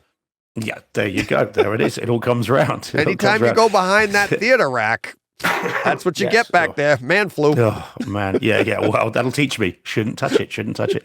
So no, I put the PS5 in, and that was fine. And I did all the Harmony Elite stuff. All the tech stuff is fine. It's the actual, putting it all in, because I'm always worried when I think if you install something yourself, and I have done that. I've done that in my other cinema rooms before this one. And I think when you install it yourself, the layout, where it all is, how it's set. When you don't do it yourself, it's the biggest drawback is when you don't do it yourself, you are petrified. It's like stepping into a forbidden zone. You're just thinking, look, as soon as I put my foot over there, something's going to go wrong, and I'm going to then struggle to fix it. And that's why I'm so wary of. I'm not going to unplug anything. I'm not removing that HDMI lead. I'm not touching that speaker cable. Yeah. And it's just like, you know what? I'll live without this thing.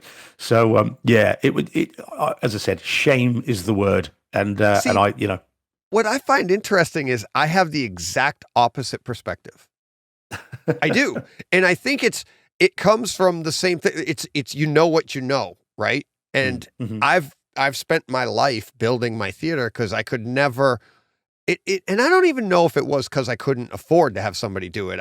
Before I could even think to have somebody do it, I always just wanted to do it, right? In creative ways, and some of the Y splitter things I did back in the 80s and 90s, trying to get certain sounds and everything, and buying more gray Y splitters and all that crap.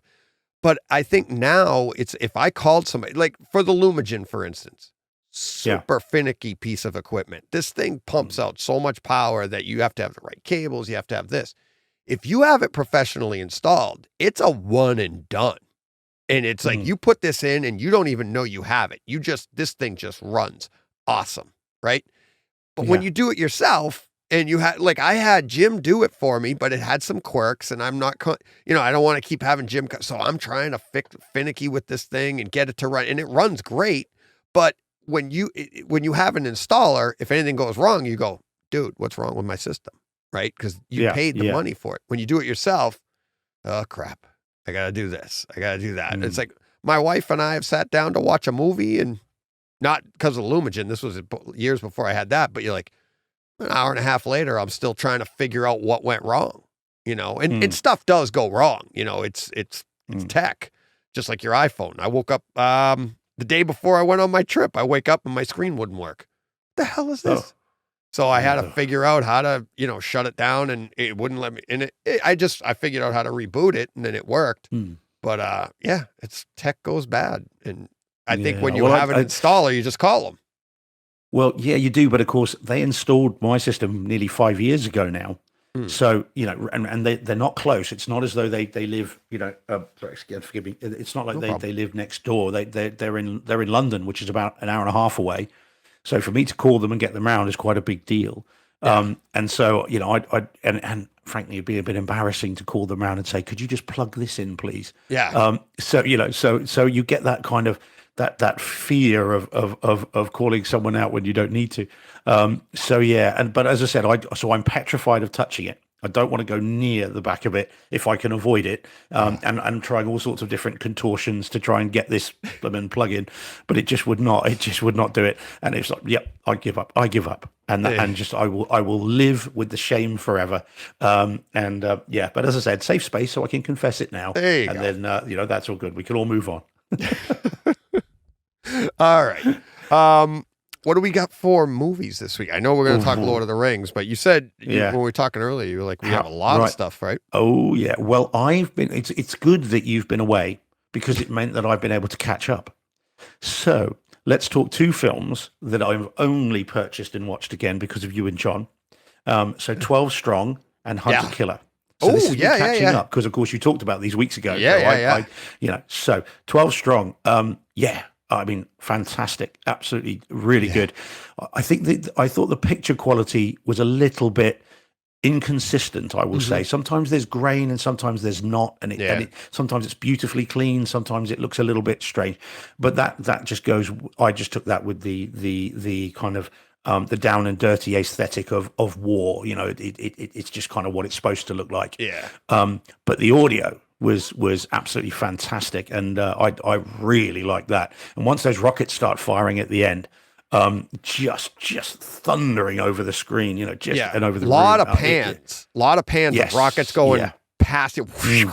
Just and the explosions I felt literally, but they had a real nice bass texture to them. Like, it wasn't just a boom, there was more to it. There was a rumble there. There were a few rumbles that in the mountains that rumbled off too. But I like I said, I was embarrassed that I hadn't heard of that in either context, because I think it's a great movie, but I also think it's it's a great movie, it's a great story, and it's a fantastic home theater experience. And like, how had that not crossed my path? And it was my dad that told me. Yeah. Well, I had seen it. I should be even more embarrassed than you, because I'd seen the film. Now, because it was 2018, I must have seen it in the cinema room, because I wouldn't have watched it anywhere else. And could I watch it on the iPad? Might have done. Now that I think about it, maybe I did, because it rather passed me by. I watched it and couldn't remember much about it. I kind of thought of it as, well, it was inconsequential. Every now and then you'll get a film about that war and that location that kind of that goes by a little bit under the radar, because perhaps it's not quite as good as some of the the Green Zones, the Hurt Lockers, these big movies that really sort of resonate. So I had seen it and had sort of forgotten it, and yet watching it again and now seeing it in this time properly, as I would say, in 4K, and it's 7.1, isn't it? It's not Atmos. I think it's 7.1 DTS surround. I think, and it was both of these films actually, I think, are elevated significantly by their home theater presentations. I think they're both, you can see them in one respect, and I think someone watching it, we talked last time about someone watching it on a 55-inch TV in the corner of the lounge, living room, sitting room, lounge, whatever you want to call it, with just the TV speakers, and you could watch it and think, well, what's all the fuss about? But I think watching it with a full bore Neural X or a Dolby Atmos system on a big screen, and these movies are elevated significantly. Oh yeah. But I thought it was really good, and it's one of those films that I would now recommend, having seen it this way, but knowing that I'd have to recommend it carefully to people that have got the systems to really take advantage of it, which you've already done, of course. So that's fine. And then, and Hunter Killer was the other one. Yeah. Now, you didn't tell. Now, you told me that there would be a shot. No, I said there were, and I almost texted you because they come up later in the movie, too. They're at the beginning and at the end. Yes. Yeah. Oh, good. Yeah. Okay. Yes, they do. They do. Oh, yeah. Both. Yeah.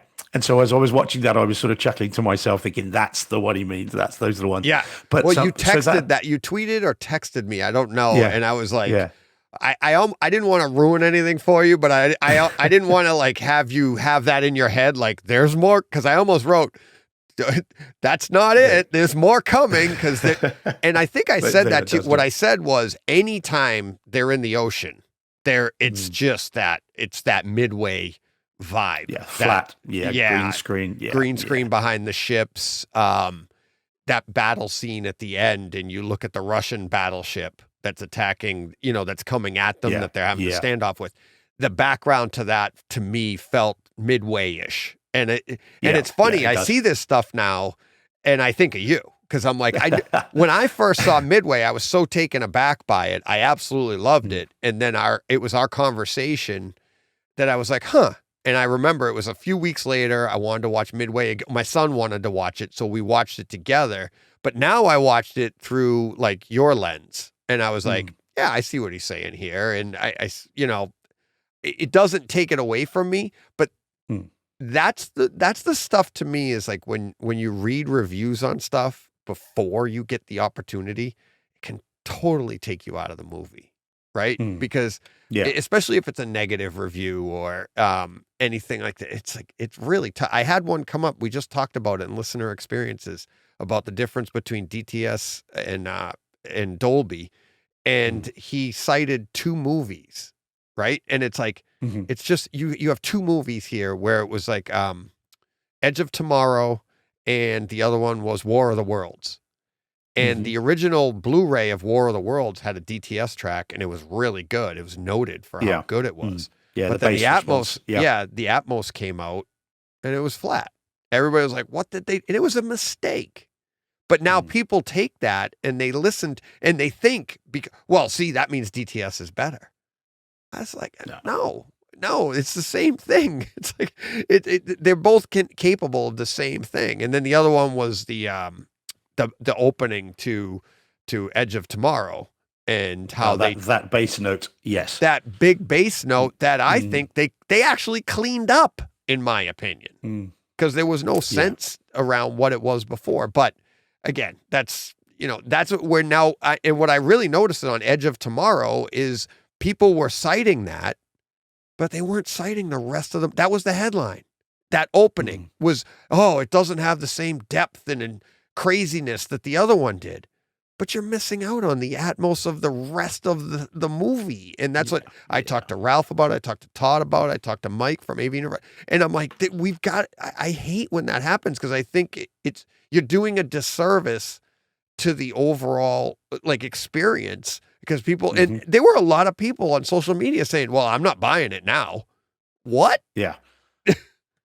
I would say to you, hold that thought. Hold that thought, because we're going to talk about the Lord of the Rings in a moment. Okay, and not Rings of Power. So we'll because that has raised its head today.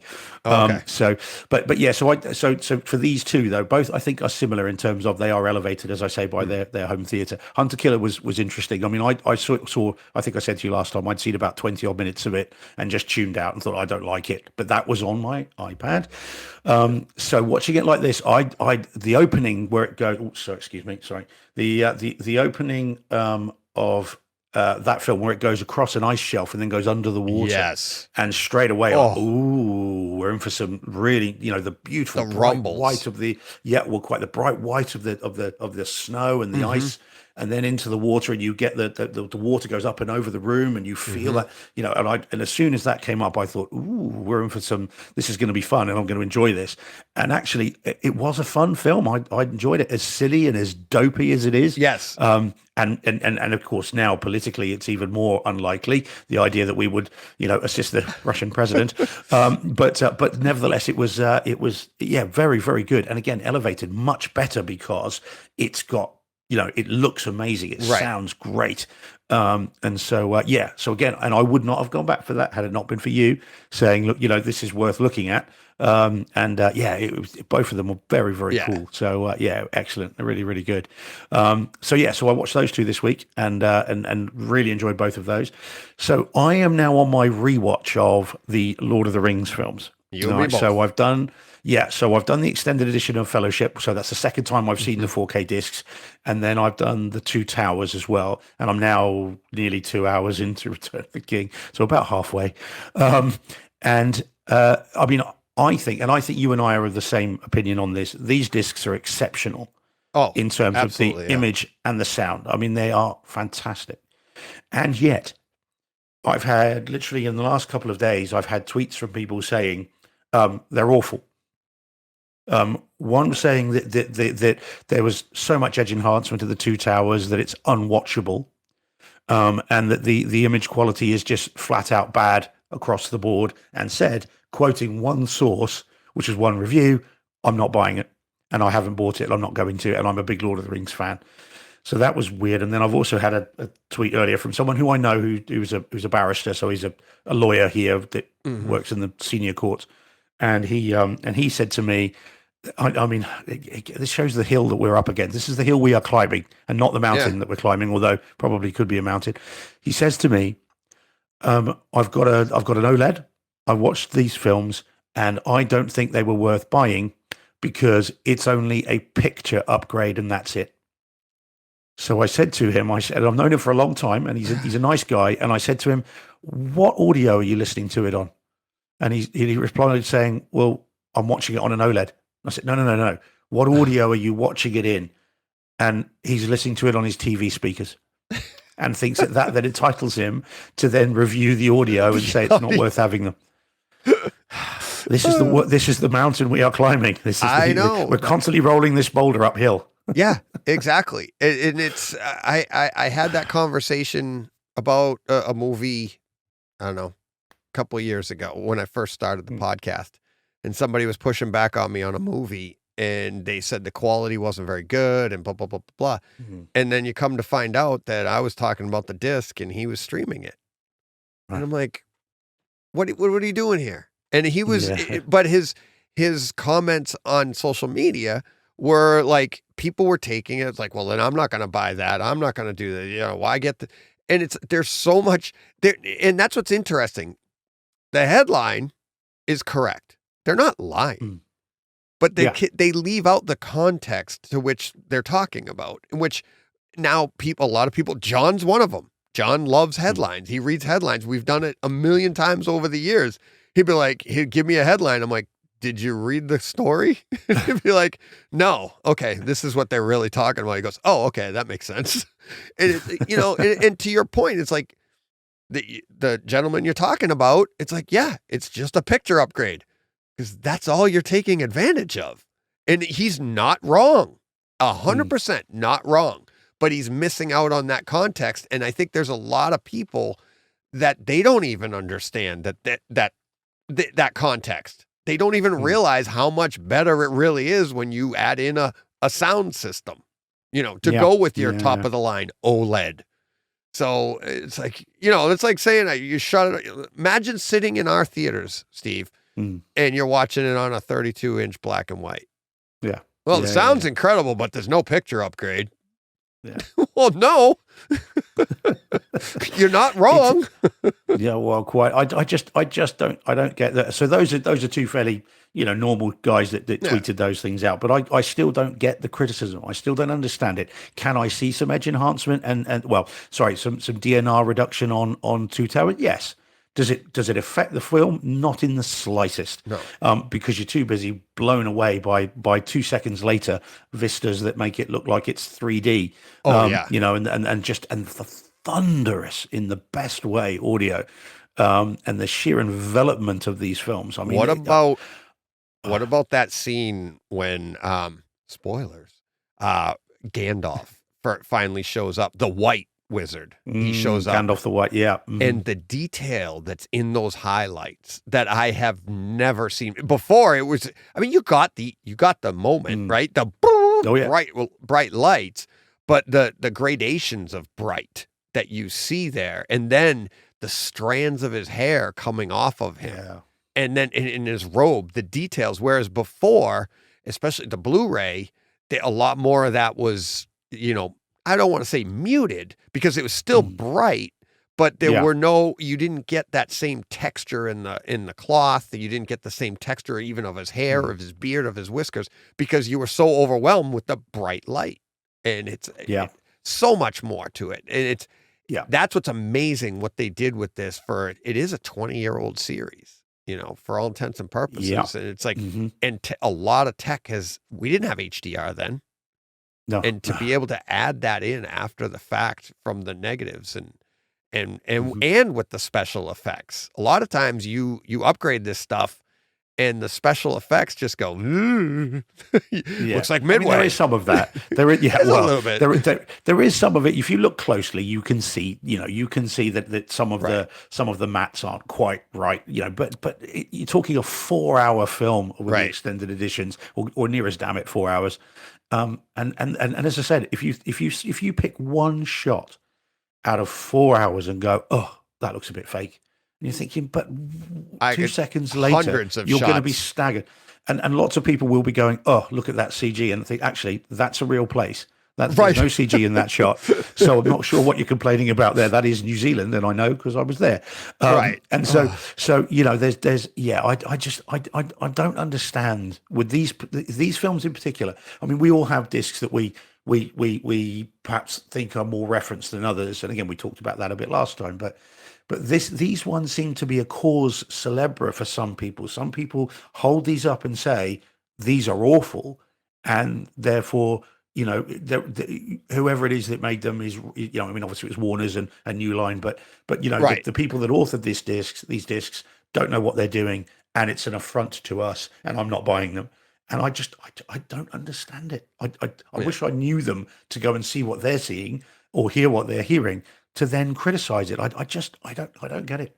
I don't get it. I wish I did. I think it's a mindset, and they're just constantly looking for the negative and stuff. And it's like, you can find negative in everything. I mean, you got to look deep, but you can even find it in this podcast, Steve. I mean, what? No, can't be. Don't be silly. No, let's not go too far. But you know what I mean? It's like, and that's like when I was down in Texas talking to John, I'm like, that's where we came up with Brightside. It was like, there's so much negativity for the stuff that we loved, the comic book movies we loved, the characters we loved. And it's easy to find negatives in things. And it's hard to find a positive thing, especially on the internet. So we're like, let's do that. And our original intention was just to try and take an argument and flip it around. And obviously we couldn't do that every week, and we didn't want to be pointing at people that said stuff. So we're just like, let's just do this and just talk positive about everything. And we're not lying. We really like this stuff. It's like, there's a crap load of stuff I don't like. But I'm not going to waste time. I'm going to waste energy into it because I don't like it. Doesn't mean it's wrong. It's just not for me. But let's talk about the stuff we like. But I think a lot of people love to go on Twitter and be like, this sucks. Like bad edge enhancement. Do you have your sharpness up too loud? Up too high? Because that's a very simple setting that can blow all that stuff out. And people like that. I don't know. Yeah, it just does seem weird. But particularly it seems with this set, more than any other set, I can't think easily of another set that's proved so controversial. People maybe like to knock down the greats. Yeah. I think they're fantastic. I mean, I put out the tweet saying that when I first saw them, I didn't particularly get them. I think this series has grown on me since they came out more than any other films. I mean, I love reveling in that world. It's a 4-hour film. If it was a 12-hour film, I think I could quite happily just sit there and just let it wash over me. And once I'm finished these, I'll then go back through the Hobbit ones as well. Had one or two slightly odd playback issues, which are slightly strange, really? but which I didn't have last time. Yeah, it's odd. And funnily enough, there's been talk on Twitter this week, hasn't there, about some issues with 100 gig discs. 100 gigs, yeah. But I've got an Oppo UDP 203, as you know, and I haven't had issues with them. But the first one, the Fellowship of the Ring, I had around about the 45-minute mark on both of the discs, a very momentary skip, which suggests layer change, which is what it used to be in the old days with DVD. And then they played perfectly. And then on the Two Towers, I had to eject it a couple of times before it would play. But once it played, they played fine. And then Return of the King's been fine as well. So that's slightly strange. But I don't normally have issues with 100 gig discs. I looked at a list of them just to check, and I watched loads of those, and I've got them and never had a problem. Batman's one of them, the Batman. And that's absolutely fine. So but no, I mean, the movies are absolutely exceptional, and I just struggle to understand those that say they're anything other than that. I wonder if that has to do with a combination of bit rate as well. Yeah, it could be. You know what I mean? It could be. Like you're going to you're doing a layer change, you're running at a higher bit rate. Maybe these are produced at a higher bit rate. I don't know. I don't get into that stuff. I'm like, Steve, I don't have that issue on Kaleidescape. No, I was going to say that. Well, this is the thing. As I was doing that, as I was slightly banging my head against the wall, I was thinking, DJ will have these on Kaleidescape, so he's not got to worry about the disc issues. But it was momentary, and it was not enough to ruin the film. And as I said, the other two have played perfectly. Yeah. So other two movies, 4 discs, but just one of those vagaries of physical media that we don't mind paying that price for the quality that we then get. So it's fine. So there were those. I've got 2 more then. Okay. I watched one that won't be for you, which is Crawl, which I watched yesterday. That's the alligator horror movie thing. But all the talk on how good the surround sound is on it, I'm kind of interested, but rent it because I know what you're like with things. It's a fun B movie. It's 90 minutes long. It doesn't outstay its welcome, but it's not the storm because it all takes place during a hurricane. Yeah. So the idea being that therefore like hurricane heist. Now, which I still haven't seen, but even I don't think I could get that guilty of a guilty pleasure. We'll have to see, because you were struggling to be bright side about that from what I remember. I was. It's Moonfall-esque. Oh, well, I like Moonfall. I don't dislike that film, but and I've only got it because of a certain someone. So it is a great home theater experience, and like you said, it's like who was that? Mark today said that. Was he the one that tweeted out about Moonfall? It's like stupid movie. And it is. See, I don't hate it. I don't Moonfall. Hate it. I just barking mad, but it's great. Yeah, but that's much like Hurricane Heist. It's the home theater part of that is just insane. It's just an insane experience. The winds, you're in a hurricane, right? It's like everything you wanted out of Twister and Atmos, and now you have Hurricane Heist has it. It's just that the story is ridiculous. The stunts they do are ridiculous. You're like, much like Moonfall. Like, that's never going to happen. But here, I want to do a home theater experience. Okay. So, well, it's this now. Crawl might have suffered a little bit because I've been watching The Lord of the Rings. I mean, again, the audio is thunderous on those. So I thought the bass response was a little light in Crawl. You get plenty of development, plenty of surround. You've got your jump scares and all this stuff. There are some lovely pans as the alligators move slowly from one side of the room to the other. But it's a great movie. It's a fun movie. It's a B movie, right up my alley. I absolutely love those sorts of films. And so it's really good, and it's definitely the best way to see it. But I do think maybe it suffered a little bit in comparison to the audio that I've been listening to for the last few days. But it's good. It's worth a watch, and as I said, it's the best way to get it. But I don't know if it's out in 4K there yet, or whether it's coming out in the next couple of weeks. I think we got it sooner because I haven't seen any reviews of it anywhere. I think it is coming out here. I do remember next week, maybe reporting on it. Maybe Crawl from 2019. Yeah. It's September. It came out yesterday. It came out Tuesday. So it came out on Tuesday. There we go. I'm surprised there haven't been reviews. That's interesting. I'll be curious to see what people make of it. But as I said, it's good. It's good fun. I don't think it's as convincing in terms of the movement as Twister is in Atmos. I think that again, I like that one with the you could hear the debris moving around the room, and it's not quite that good, but it's still very good and well worth watching. Have I just lost you there, DJ? Nope, I'm here. Can you see me? I've just I think I have. What I did there is I just clicked on my mouse and it just replaced it with the email. Oh yeah. So that was a nope. You never went away from this side. Oh, right. We're good. There we go then. So that was cool. And then the last thing was what I watched today, which I don't know if you've seen, which is Andor. I've seen those 3 today. All 3. I saw the first one. I saw the first episode. What did you think of it? Well, we're gonna talk. John and I are going to talk about it next week, but I'll give everybody a sneak peek. I say later on in the podcast, John and I anticipate. And you're going to hear me say I'm not expecting a lot out of it home theater wise. I think it's going to be a good story, right? So far, I'm very pleasantly surprised in the home theater aspect of it. Very pleasantly surprised. Okay. Oh, really? Okay. Yeah. Yeah. Okay. I've seen all 3, so I'm obviously a bit ahead. And there is an action sequence in the third one. It's probably the first proper action sequence. I thought that it's okay, but I thought the base seems to be quite lacking a little bit in this one. And this is not a spoiler because they put out a this clip online where there is a shootout and there are things falling from the ceiling. And when they fall, you don't get a proper thud. You don't get a real thunderous kind of thing. And whilst you can hear, there are chains and stuff, and you can hear them in the overheads.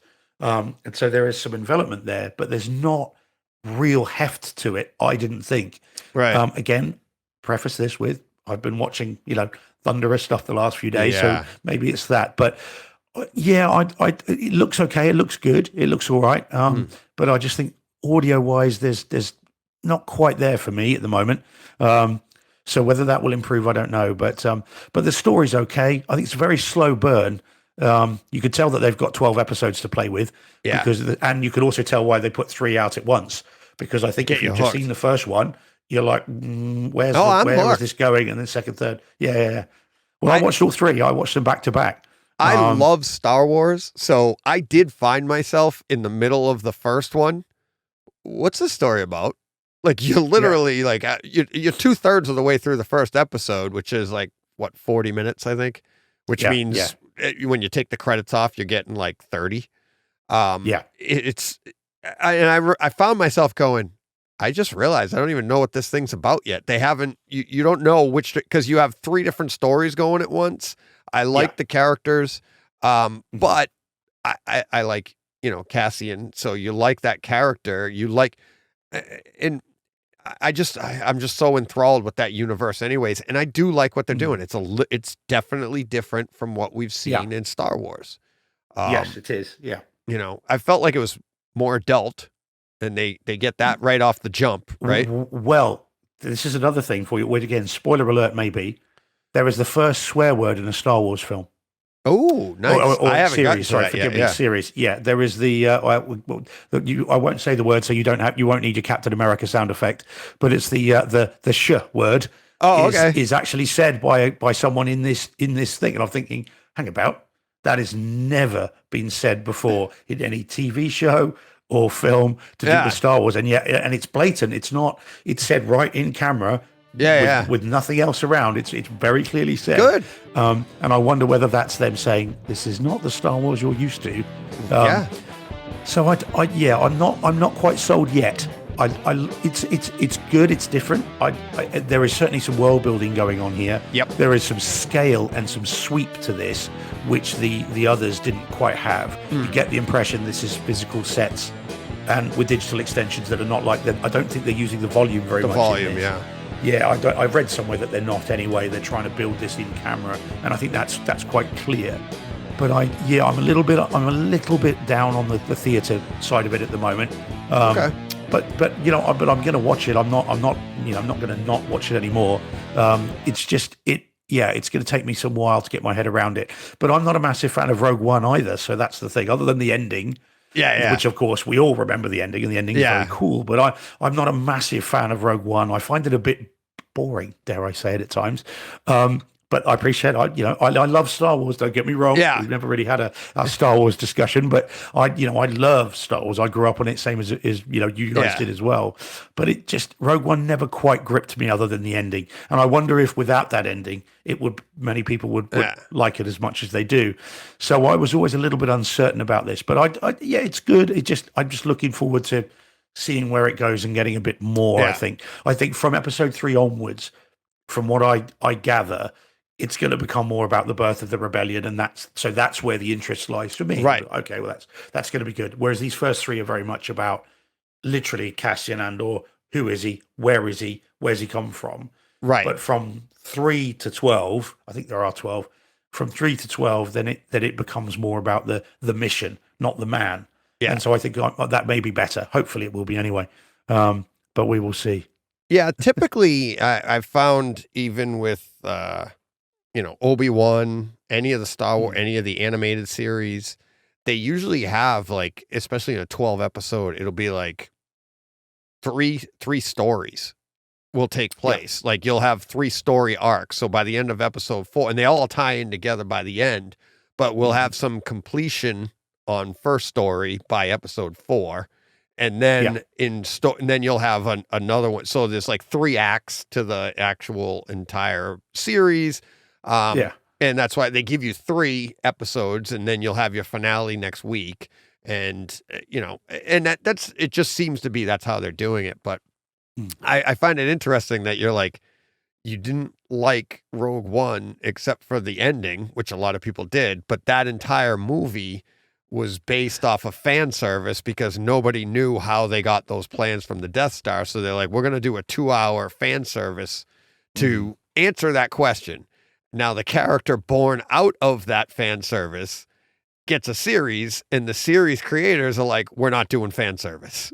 Yeah, well, quite, yes, I saw that. Yeah, I saw that. Isn't that funny? It's so ironic. Like, this character came from fan service. It's all fan service.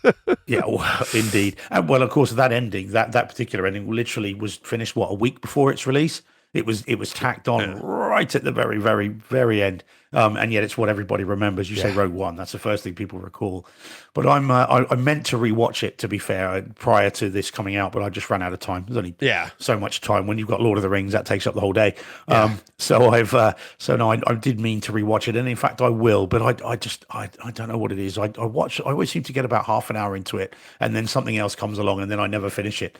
I mean, I've seen it a number of times, but somehow I don't get the same buzz that I get from all the other films, including Solo. I think Solo is the better film, and I know that's a very controversial opinion. A lot of people go the other way. Yeah, quite. So I whereas I think that's more fun. There's more levity to that. I kind of prefer that. But it's on. I'm glad it's out. I'm more interested in this series than I was when they announced it. And now, having seen the first 3, I can, as long as they keep moving with that trajectory, then it should be good. But the home theater side of it, I'm not convinced on yet. But I'm not saying that it's like, go see it. It's like incredible because you know what the first episode's like. But I was slow, genuinely, for as slow and world building as it is, I was genuinely impressed with the picture and the sound. There's a lot of detail in both. It's not picture's good. Yeah, it's not tons of dramatic stuff going on. You don't have your big explosions and stuff, but I thought dialogue was good. I thought your black levels were really good, which is very unusual for a Disney. I thought Obi-Wan was pretty good, but I thought Mandalorian came out of the gate very gray. It was. And they've been steadily. I think that had to do with the volume. I think so too. Because that's how the Batman was shot, in the volume, and you get that same kind of that feel. So I think it has a lot to do with that, with the lighting. It's hard to, when you're lighting your scene from behind with LEDs, your bright levels are only going to be as bright as your LEDs, right? And I think I'm wondering if that has a lot to do with it, in that it's not natural. Because if you ever go onto a movie set, or you see how bright those lights are on people, and then they dial it back in editing, how bright can an LED get? How bright can those TVs get in the back? They're not super bright. Well, I wonder whether in addition to that, it's how dark you can make them as well. Because if you're doing a night scene, so you need black, jet black, or close to jet black, how easy it is on a huge screen to get it to that color. So you don't have to then color time it, because if you've got your black bars and then you've got a gray background, that's going to stand out like a sore thumb. And so I wonder whether they bring up the brightness levels a little bit, the black levels, so that it kind of matches that a bit more. And we've talked about the black levels in the Batman and how it's a stylistic choice. And I wonder whether there was a bit of that. But yeah, the Mandalorian season 1, that first episode, it's gray. It's not black. It's almost we talk about flat images on Hunter Killer and Midway. I mean, it is flat when those first few shots are like, ooh. Yeah, when he walks into that bar or whatever. Yeah. It's murky and it's gray and it's just, actually a bit of a concern when you watch it that way. You guys got it first. We didn't have Disney Plus here for a number of months, so I had to VPN it and watch it, in a different way. And I remember thinking, oh well, that's just the VPN. That's not going to be like that when I get to see it. And yet when I did, I was like, oh, okay. That's a bit weird. But yeah, so Andor definitely fixes that. And as I said, I don't have an issue with the picture quality. It's just I want more oomph. You want more action, right? It's I think that's what you kind of need, to get that oomph, too. Right? It's but there is an action sequence in episode 3 that as I say, you see, with stuff falling from above and big blocks and hitting the ground. And I would have liked that to have really rumbled the room. But for me, it just didn't do that. But again, I have to put that into context of, I've just spent 2 days watching stuff where when a horse runs around the room, it feels like it's in the room. Right. And so, galloping. I mean, you put up the thing about the mounting onto the horse. And of course, that just is amazing. So I wonder whether there might be a bit of that. And so if there is, that's my fault. But at the moment, it's not quite doing it for me home cinema wise. But it's a good series, and I'm on for the ride, and I'm not gonna walk away from it anytime soon. And I like that it's got 12 episodes, so it's got room to breathe. Yeah. So we will see, but yeah, no, it's interesting. I mean, what I haven't seen this week, I haven't seen She-Hulk. I've watched this week's or last week's. Oh yeah. I've got to pick up with those. I haven't seen them. I need me to see neither. those. I was away. I forgot it existed. Oh wow. Rings of Power. Actually, I haven't seen Rings of Power last week. I haven't seen this one. This because I've been doing Rings. I did see. Rings. I did. I heard it's a slower episode, this one. Is that right? Not so much action in this one? Maybe. Yeah. It's, I've been in the later middle I love rather it. than the earlier. I love it. I'm loving the story. I love the details that are being pulled out. And that's why it's so great to go back. And that's what I keep telling people. You got to go back and watch it. Watch the series, the movies. So good. And next week, I said it earlier to John, next week I'm having Jeff on from HD Report, and he's coming on, and we're going to talk about Return of the King. And because we did the breakdown of the second. Remember back when when the disc set came out, I was going to do one a month, and he was going to join me every other month, and obviously things happened, and we never got to Return of the King. And I'm like, let's just do the whole thing together. And we've been talking about that. I talked to him in April of this year, and we were trying to schedule time for us to get on, and then he was supposed to come on, and his internet went bad, and this and that, and then so now I'm like, we have a date, we're scheduled, hopefully it's going to happen. Obviously it'll be in next week's podcast, but we're going to just do the whole movie, so and it works perfectly. So with what's going on. It's so good. I was watching a little bit of it earlier this evening with the the Nazgul over over the little, I still can't think of the name of the city. I keep getting it wrong. Yeah. And then the Witch King stood on top of that, and just as it comes over, just the screech of those things as they come over the ceiling is just it's great. Oh yeah, it's so good. It's a screeching, and and again, I'm seeing this whole thing with through the Kaleidescape with the Lumigen and now the Marantz. Yes. I'm seeing and hearing things I've never, it's like opened up to, and I thought it was glorious before, and I'm like, and it was, I'm not diminishing my system, but these little tweaks that I'm getting a little bit more of. And like you said, you go back to like Andor and you're like, it's just not the same. So there's that's the definitely some of things we that for me, I suffer. think. Yeah, absolutely. And to be fair, that's what I think is so great about Rings of Power is that when you go back and see that episode, you see a slight dip when you first, watch this week's episode. You'll be like, it's a little softer. It's not as the volume isn't there in the audio, but it takes you all of like 2 minutes and you're back into that world and it feels exactly the same. To me, it's good. Yeah, well, I'm looking forward to going back and rewatching them from the beginning. I think I probably will.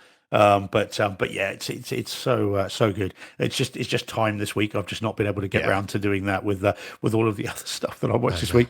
I've got to try and catch up to you guys somehow. Tough life we lead, Steve. Yeah, indeed. Yeah, poor us. It's the man flu. What are we going to have? Film flu, we'll call it, shall we? There you go. We're going to go down and I got quarantine in my theater. I got the film flu.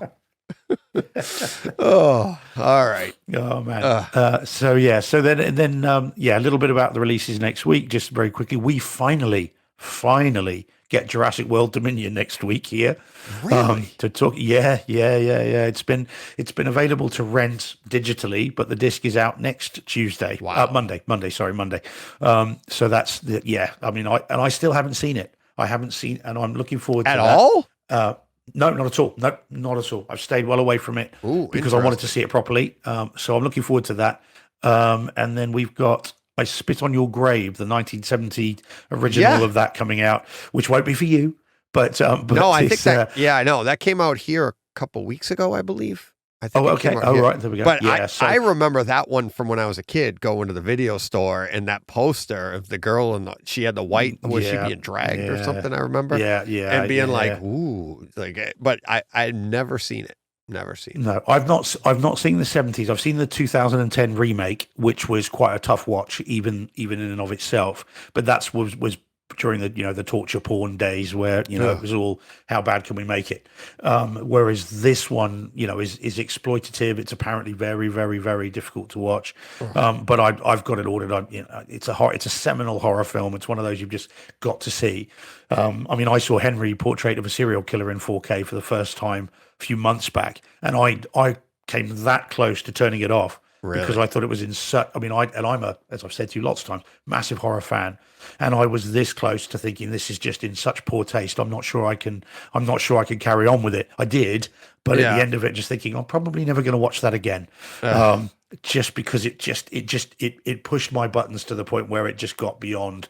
Where I'm comfortable. And that doesn't happen very often with me, but it did there, bearing in mind the job that I do and the work and the things I see in the job that I do, it takes a lot. But so that's out next week. And then I think, there's the Police Story trilogy as well out next week. It's a box set, the Jackie Chan movies from the 80s. Now, I've not seen them. And as a big martial arts fan, I think I'm kind of going to have to get hold of that. But it's about £60. So it's about $70. Wow, which is a lot for movies from the 80s. It's not a that big a set as I understand it. But I'll almost certainly end up getting it because I don't think I can help myself. So what's that? Police Story, you said? Yeah, Police Story 1, 2, and 3. They're Jackie Chan martial arts action movies from Hong Kong. Okay. Police Story 3, Super Cop. Yeah, 1, 2, and 3. 4K. Yeah, so we don't have it yet. Police Story. It might already be out there. I don't think we have it as a set yet. We have 1, 2, 3, 4. Jackie Chan's First Strike, Police Story 4.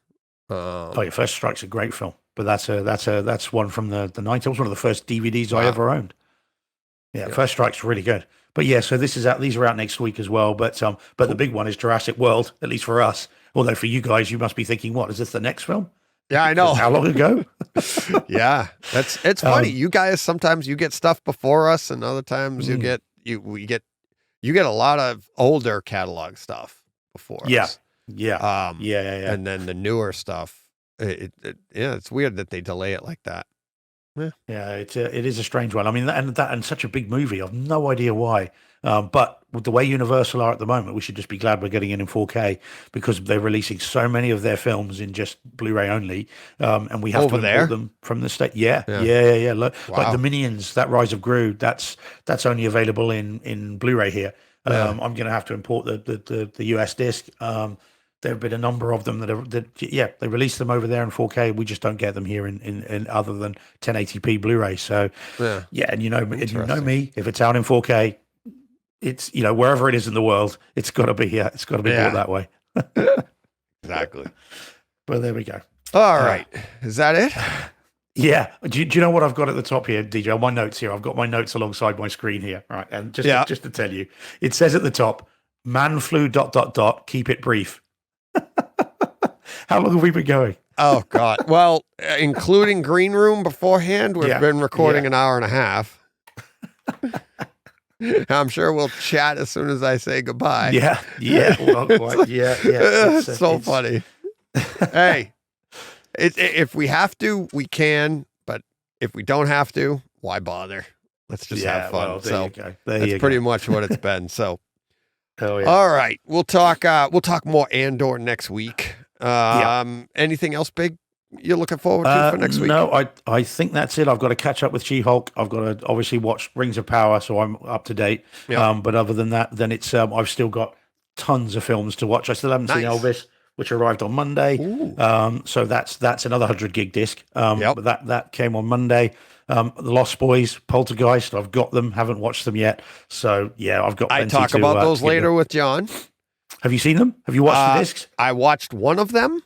I scanned Lost through Boys. Lost Boys. I scanned through the other one, and I liked them both. And here's the real funny thing. As soon as I was done recording with John, I talked about, because I bought the discs because they weren't available on Kaleidescape. I had to buy the discs, and they came in. It was raining, and I was like, "All right, let me get them, and I'll watch them." And I watched one, and I scanned through the other one, and as soon as I was done with John, I texted him afterwards. I go, "Look what I just bought." Kaleidescape had them both. They had just dropped them, and I was like, I always just buy them anyways because I'm like, I like having it. If it's the identical quality, it's easier when it's on that system. And it's just, it's just a nicer.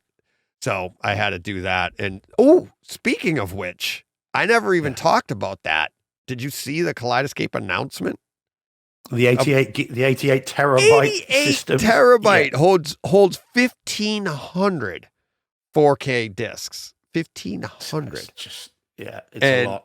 I wanted the 24. That's what I wanted to upgrade to add to my 12. And that's what I was thinking of doing like next year or like in February or something at the anniversary of when I bought mine.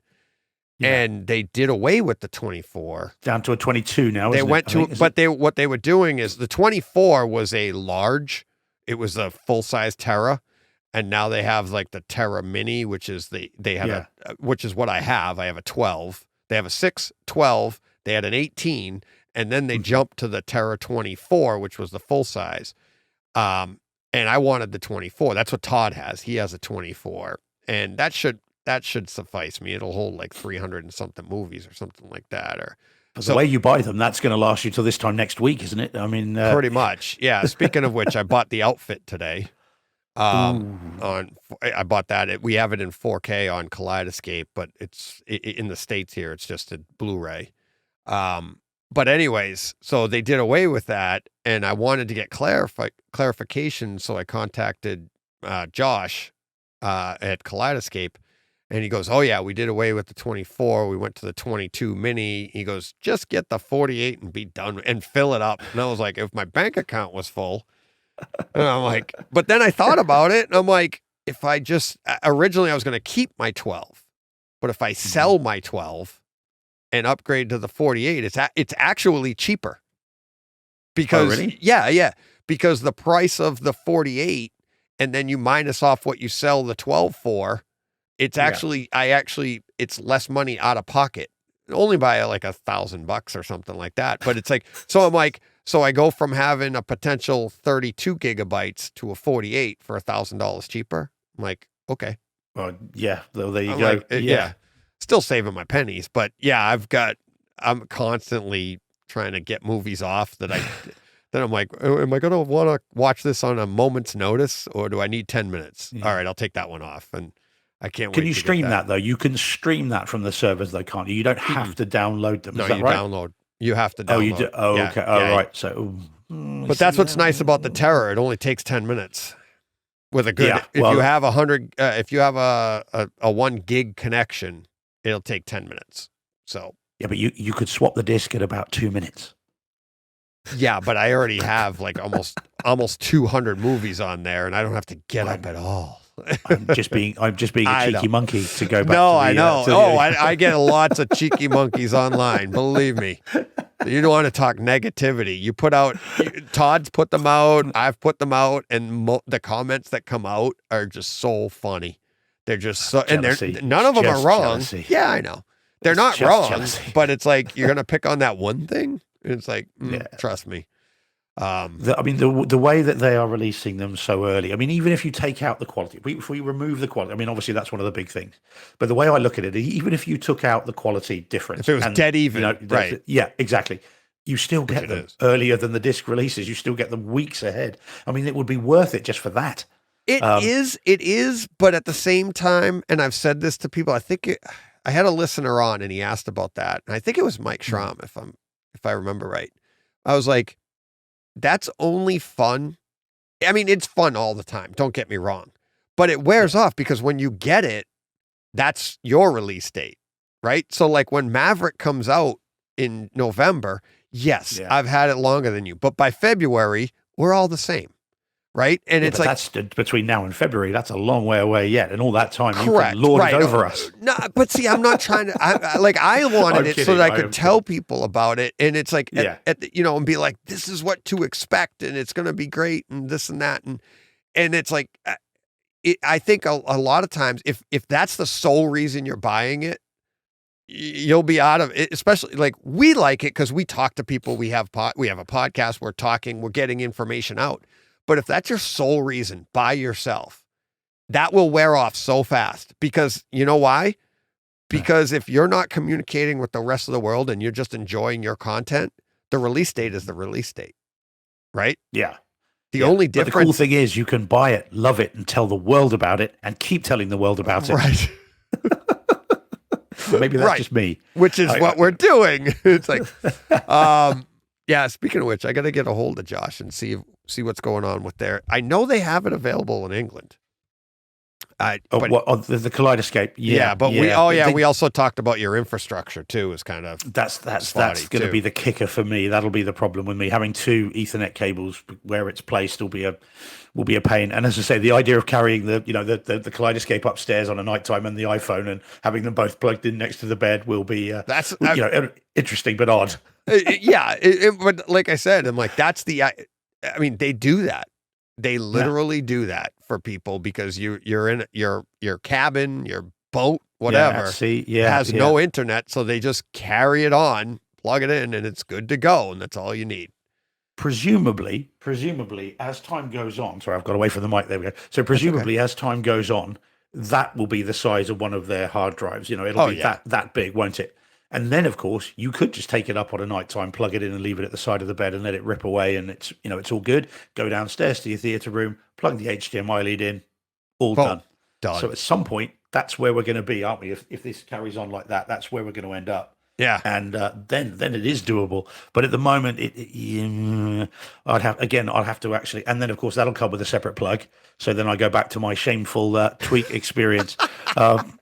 But for something like Kaleidescape, it'd be worth it. Yeah. But my biggest issue, that will be the Ethernet cables. As I said, I just will be too much of a pain. But maybe they'll do a wireless version at some point. They'll do a Wi-Fi one, and then it takes all. I mean, I'm not saying the tech couldn't get there, but there's so much information being transported. Yeah, the bandwidth must be massive. Massive. Yeah, and to rely on a Wi-Fi for that, so. I mean, you have electricity over there, so somebody could get you all you need is a single Ethernet cable over, and then you could split it from there, the way Ethernet works. Yeah. Well, quite. It could be done, but again, I can just put the disc in. I know.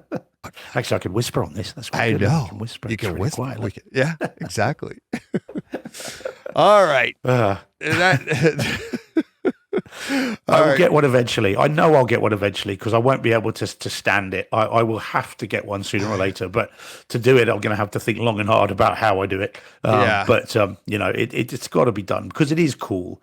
And you'll be very magnanimous about how cool it is, because it is very, very cool. So I will get one eventually, but it's just a case of when and it's cool. How. But yeah, I wonder. By the way, when you do speak to them about it, next time you're having a chat to one of them, just ask them if the release date in the US is worldwide. So Maverick, for instance, was out in the US, weeks ago, and then so would that be available in the UK, or would they have to release that separately? That's what I'd be curious to know. I will ask, but if I had to guess, if it's available digitally where you are, that's when we get it. So like here in the States, if it's available digitally, that's when we get it, because they're considered digital, the digital release, right? So if we get it, like, here it is, if it's coming out digitally, we'll get it. Sometimes we even get things even before the digital, but like I think Jurassic World Dominion came out just like I got it on my Kaleidescape. I was like, what the hell? It's still in the theaters. And I think it just, a few days later it went out digitally or something like that. Or maybe it did coincide, but it's not to do with the physical release. It has to do with the digital release. Yeah, that's what they. But we have there are staggered digital releases here. Maverick didn't come out here the same day as it did in the States. Right. So you would probably get it. Right. You'd probably get it there at the same time you would get the digital release there. At the very least, I think that's what you would get. Right. Yeah. So I'll be curious to know whether it's a worldwide, server, or whether they have European servers and US servers, and it'd be interesting to know. I have some listeners in different parts of the world with them, so they would, they would be able to answer that. So maybe they'll.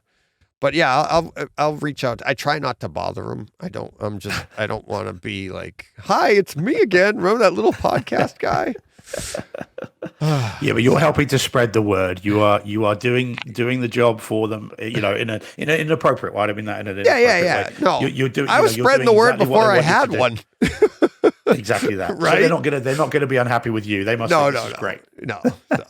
Because we are the people that are buying them. You say that the little podcast guy, but it's all about numbers, isn't it? We are the niche of the niche of the niche. We are not just movie geeks. We're home theater geeks. We're not just home theater geeks. We're home theater tech geeks. Right. We're not just home theater tech geeks. We're, do you see what I mean? We are the niche of the niche of the niche of the niche. And if they're not marketing it to people like us, then there'd be no point marketing it at all. Well, what's interesting is for years they hadn't been. You had to know somebody to find out what this was. And I just happened to read about it 20 years ago, and my eye has been on it ever since. So I knew what it was. But even when I first started talking about it, a lot of my listeners are like, what's a Kaleidescape? And to me, I'm always like, seriously? Like, it's like the greatest thing ever invented. It was like, it came out shortly after, a few years after Napster. It was kind of based off of that idea. And not that you would share movies with other people, but it was a server in your home. And in the early 2000s, that was a big deal. But there's still a lot of people that don't know what it is. And because it was so expensive, because the proprietary tech and the licensing and all of that, they literally marketed themselves to the people that don't even care. They just have the money and they like, here, this is the best way to get a movie into your home. Okay. Yeah. And they do it. The DIY guy, most DIY guys are trying to pinch a penny and trying to figure out a way to get the best that they can get. Kaleidescape's if you're pinching pennies, it's not the best way to do it, because you can, like you said, I can put the disc in pretty good. It's pretty much the same. So why would you do that? So there's like you said, the niche of the niche is like, that's where I fall in. Like, all right, I've been eyeballing this forever. And literally the pandemic hit. I couldn't go on vacation. So I had some vacation money and my wife allowed me, all right, there you go. Otherwise, I wouldn't have one. There's no way. No. There's no way, But we are the people that will that it will eat away at our psyches until we've got one. So we are the people that even if it might be beyond us as a general rule financially, you'll make it happen. You know, Yeah. we are the sort of people that will, and so because we are the people that care about this kind of thing. Correct. The ultra rich, as you say, they're not bothered. It's like They don't care either way. No, so they're not bothered. They don't want to put a disc in. Well, exactly, yeah, exactly that, and yet so we are the ones that actually are the ones more likely to want to pick it up because we can't live with ourselves until we've got one, or we'll find a way to make it happen. So we're the ones that care. So it's interesting that perhaps previously they might not have been marketing to us, but they certainly are now. Because it's just one of those things. It's become it's an aspirational product, isn't it? Yeah, it is. We won't turn this into a marketing podcast, but that's what it is, isn't it? But that's what it is. It really is. And it's like, I don't like, I had a listener ask me like, when do you recommend this as like, when do you think it's a good idea to get one? And I'm like, honestly, never.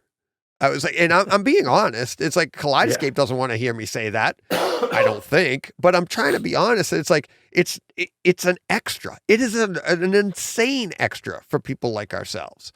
Right. But it's like when you start to get it, it's an end game product it to me. And that's how it worked out for me. And it's like, and I think for guys like us, it makes you appreciate it that much more when you finally get it, because now you're like, oh, wow, the quality and everything you get out of it, the simplicity of it. That's the thing. And it's, and I've had people warn me when I got mine not to talk about it on the podcast because they're like, you're going to alienate your, yes. Yep. Friends of mine outside of home theater, friends of mine within home theater told me not to talk about it because you're going to alienate your listeners. And I was like, look, I'm going to be myself. And I talked about it before. If I all of a sudden stop talking about it, what the hell would that sound like? Yeah, that's odd, isn't it? I mean, I think they mean. It sounds like they mean well, and I can understand why they might say it, but it doesn't. Yeah, I think that underestimates the audience a little bit, or the listeners. That suggests that they don't want to know about it. One, and two, don't want something that perhaps they might not be able to aspire to. But if there is any hobby that is an aspirational hobby, it's this one. Someone's always got something better. There's always something there that you can improve upon and push forward. And you guys are always talking about, we've got the best we can get for now, but then we're thinking about the next thing and the next thing and the next thing. And so I think it underestimates the audience to suggest that would alienate them. Right. They're more likely to be thinking, ooh, so that's something I can get now, is it? Okay, lovely. And you talk about an end game product. There is no end game here. It's end game for now. Right. And and that's my point. And you're 100% correct on it, the audience. And it's with podcasting, you're in an interesting environment in that this is my environment.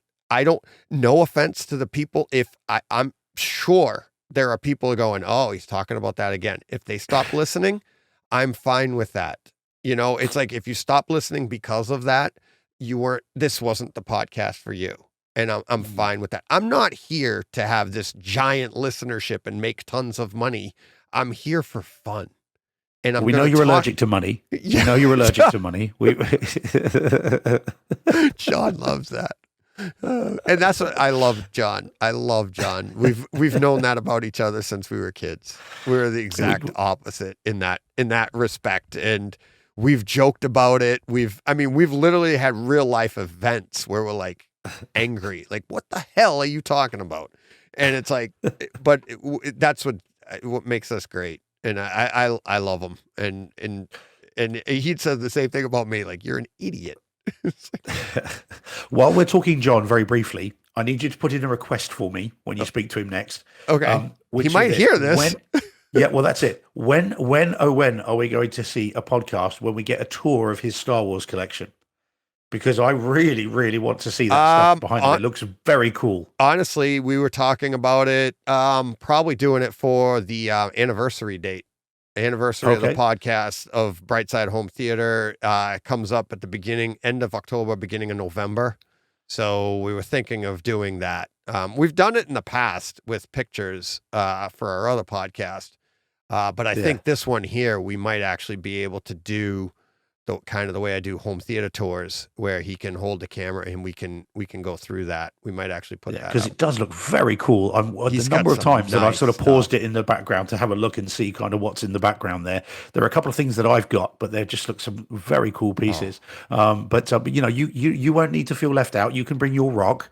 Yeah, and he can have all his your thermal detonator. Your thermal detonator. Yeah, is that what yours actually clicks. Mine, I have to just like the movie. I got to go make the noise.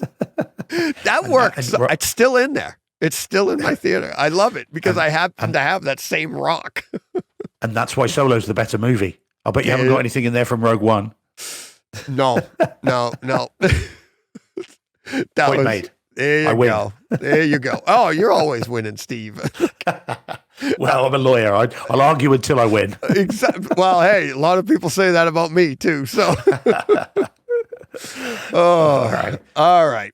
That'll do it. Let's wrap up. Let's go out on that high note right there. Yeah. All right. Sounds good. Thanks, Steve. Another nice little 10-minute chat. Oh, yes. Yeah. Well, I'm glad my voice is held out. So, yeah, always good to speak to you, DJ. And especially like this. This is much better now with you can hear me properly. Thank you for the effort, Steve. I really appreciate it. No worries. Thank you for the opportunity. I'll see you next week. Will do. Cheers. Bye-bye. And we're back. Nice. How was that pee? It was liberating. Liberating. You legitimately did one. Hey, we didn't even hear it this time. I didn't listen for it.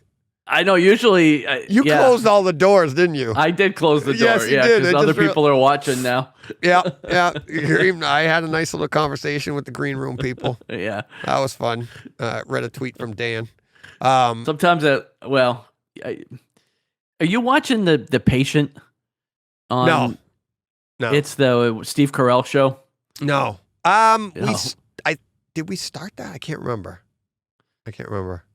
It's Domhnall Gleeson or whatever his name is kidnaps Steve Carell. We saw that. We didn't see the first episode. We watched the trailer. Oh, okay.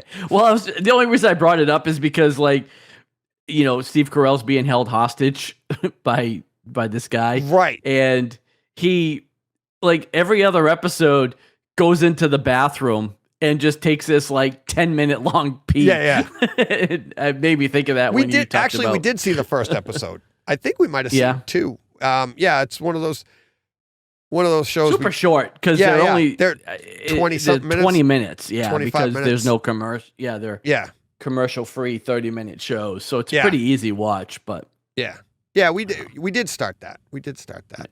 Yeah. Still doing Cobra Kai.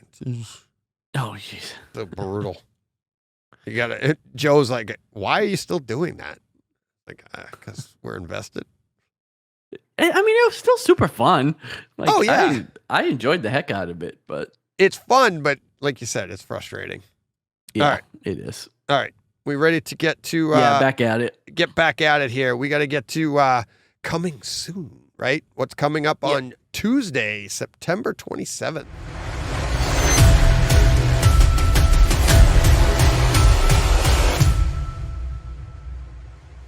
And there it is. First up, we have Evil Dead in 4K from 2013. So that's the first I've heard of that one. And let's see, what's the next one we have here? In Bruges? Colin Farrell, Brendan Gleeson, Ralph Fiennes. I've never heard of this. It's from not familiar. I've heard of 2008. I've heard of the movie, but I've never seen it. Okay. I'm sure they're not saying it right. I thought it was In Bruges or Bruges. Bruges. Bruges. 4K Blu-ray. Again, somebody will correct Tuesday. us, but I've never seen it. Yeah, I've never seen it. I honestly never heard of it until this moment. This one I've heard of. 25th anniversary 4K Blu-ray of I Know What You Did Last Summer. From 1997. It's been 25 years. I was going to say 25 years. So that was 25. So that was 26 years ago last summer. So I know what you did last summer. Right. It was 26 years ago. Yeah. See. Franklin math. Next is The War of the Worlds, When Worlds Collide, from 1951 to 1953. I guess it's the, I don't know what, did they come out with it? Is this a series? I've never seen this. I mean, it was like a radio drama, but I don't. That doesn't know make how a that good would correlate 4K Blu-ray. Well, that's what I'm saying. I don't know how that would correlate to a 4K movie because I don't remember it being like serialized. I thought it was just a radio show and then a movie, but I don't know. Yeah, let me see what the overview says of this. This is the overview. A mysterious object has landed in a small California town. The Martian invasion of Earth has begun. Okay. It must have been some kind of series. Yeah, Blu-ray bundle includes the following title. Yeah, it's got, War of the Worlds and When Worlds Collide. Okay. Yeah. Next up, big one. Thor Love and Thunder 4K Blu-ray. That's the big one for the week, pretty much. That's the biggest one. There is another one coming up that I'm kind of excited for, but this is the big one. I recommend it. I highly recommend it. Just looking at the box cover, for God's sakes, this thing's vibrant as hell. Right. And if you've seen it on Disney Plus, treat yourself. You're going to see the difference here. It looks good on Disney Plus, but the sound is fantastic in this. Like we said earlier in the show, it's one of the best. So I highly recommend checking that one out. Next up, this one is from 2019. Sound of Metal 4K. Not familiar with this either. Sound of Metal in 4K. It's DTS Master Audio 5.1. Not really familiar with that. This is a big one. I'm kind of excited for this one. The Amityville Horror from what year was this? Is it the 70 version? Yeah, it's Amityville Horror from 1979. Yeah. So Master Audio DTS 5.1, 4K. I'm not sure if they're fully remastering this, but I'm kind of excited for this, especially considering the recent ones that I just watched. So I'll be on the lookout for like Ralph's reviews, Mike's reviews, and see what they have to say about this, because I might be picking that one up. So, and then let's see, what's the next one I get? Oh, Cloak and Dagger from 1984. Dabney Coleman. Remember him? He was in that. I do remember him. Yeah. Yeah. Was it the kid from E.T.? Henry Thomas? Henry Thomas, yeah. I think he's in it. Yeah, I don't know. Yeah.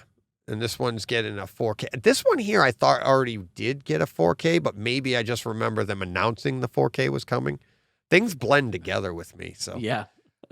You read all this stuff back and forth, like, oh, I'm excited to see that. And it's like, that was just the announcement that we're getting it. So then I'm pretty sure that's the last one. Yeah, that's the last one that we have for actual, like, new releases.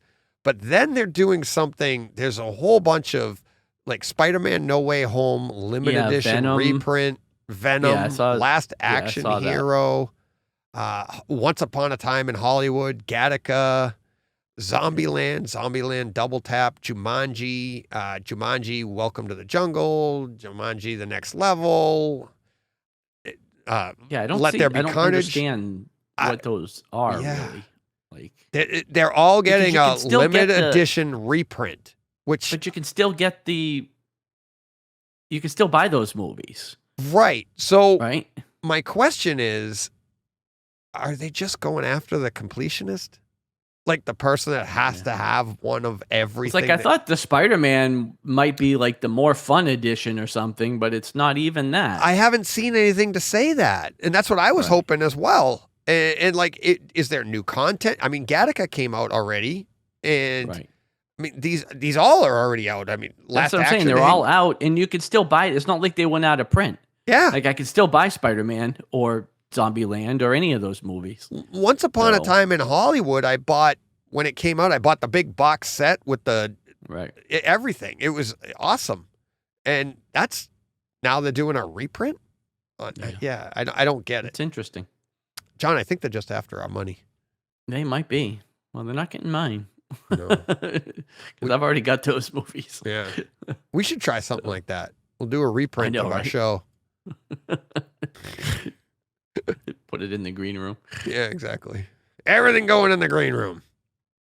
All right. Yeah, that was it for 4K releases coming up on what is it? September 27th, Tuesday. Okay. So Thor: Love and Thunder, that's the big one to look out for, and I'll be looking for the reviews of Amityville Horror from our buddy Ralph and Mike. Ralph Potts at AVS Forum and Mike over at AV Nirvana. Great reviews by both of them. Hope there's no conflict of interest in me liking them both. All of a sudden, our whole green room gets shut down. You're going to have to choose now. Yeah. We're on the green room's on AV Nirvana, so. Yep. All right. Let's see, John. You ready to get to HT experiences? Yeah. All right. I'm really ready because I don't have any. I know. I'm just listening to you. All right. So you want me to go first because you have the big Hans Zimmer. We'll get to that in a little bit. So screen's up and running. We'll go right down the line here. My first one. This is the one you want to hear about. Yeah, I do because I've never even heard of this. All right. So why don't we save that one then, and I'll do the other one. So yes. Okay. Everybody, I am doing, let me pull up the graphic here. Let me power it up, pop it in. Where did it go? There it is. Whoop. Lord of the Rings, The Two Towers. Oh my God. I'm going back through because of Rings of Power, and it is glorious. It's just, I watched these when the 4K disc set came out, and now with the Lumigen, it's just, the picture is just amazing. And then again, with the Marantz and the separates, the sound too, it's just, it's all brand new again. I'm seeing and hearing stuff I've never seen and heard before. We've been having that conversation on Twitter with a bunch of different people, but it's fantastic. Fantastic. I can't recommend it enough. And obviously everybody knows the movie, but what like I said last week with Fellowship, it's so much fun to go back and forth between this and Rings. It really gets you through to your next episode of Rings of Power and really ties up some loose ends that maybe you didn't even know were loose ends. Like that, you're hearing about things that you're like, oh my God, I never read the books. So this is big for me. And on top of the fact that I'm just thoroughly enjoying the experience in the room. And then next week I'm going to be doing obviously Return of the King and the much anticipated appearance of Jeff from HD Report will be on, and we're going to really break it down. So that's going to be part of the podcast next week too. So it could be an epically long podcast. So. Right. Much like the Lord of the Rings movies. Exactly. So that may have to be a two-parter because I don't think I can fit that. But all right. And then let's see, next up, The Lost Boys. That showed up, dropped today. I got it today. Got my disc today, loaded it up into the Zapiti. Watched it. That's what I use my Zapiti for, is my discs, so I can just bounce back and forth, and I still don't have to get out of my chair, because I just hiked a mountain, John. My legs are kind of shot. Boy, are my legs tired. Yeah, and they are. And I just got back from England, so my arms are tired. My legs are tired. But yeah, Lost Boys, really, really good. It's so funny. Joe heard me listening to it, and he's like, what the hell were you watching? Because it's got that 80s acting in it, and he could hear the Corey Haim and Corey Feldman Sutherland, talking, and like even Jen watched a little bit of it with me, and then like the Corey Haim part where, we're hunting vampires. Jen's like, what's with his voice? I go, yeah, he's been doing that the whole movie. Like, shoots Christian Bale before Christian. Yeah, exactly. He's like, you got to take these things seriously. It's like, my favorite is when they do the weapons check like Corey Haim and his buddy, and they both like, okay, they're looking at each other, and they've got like the wooden spikes on their back so they can pull them out. Right. They're like, okay, weapons check. And when you go watch it the first time, and they both start to turn. Like only one's supposed to turn at a time so they can check it, and they both start to turn. They got the and then one of them turns back and goes, which I think was a flub, but they just left it in because it's so comical. Probably. It's so funny. But the sound really, really good. I loved it. Again, I think I haven't heard it seen this movie in a long time. Oh, I haven't seen it either. Probably in 25 years. Yeah. And I'm kind of with Steve. You know, he talked about it last week. Like, I'm not a giant Lost Boys head. You know what I mean? Like, yeah. Like I won't disparage it either. Like it's fine, but no, like it was never really my jam. No, but the music in it, and it just reminds me of. I felt like a kid again. I felt like when we went and saw it in the theater, and what did we pay? $3. Maybe that was probably too much. Yeah, $2.50. Yeah. It's like, I mean, it just felt. I've never seen it this good, too. Right. The picture was just... Now, here's what's tough. When you're bouncing back and forth, you're watching Lord of the Rings, you're watching Rings of Power. Even that is better 4K than this. And then you go to the this. Lost Boys. And you go to Lost Boys, and you're like, there's grain, there's this, there's that. There's some inconsistencies there that just don't show up in more modern stuff. Right. But at the same time, this is best it has ever looked. It is so much fun. If you were a fan of the movie, it's, like I said, it dropped today as we're recording this, and I was able to get it in because it rained today.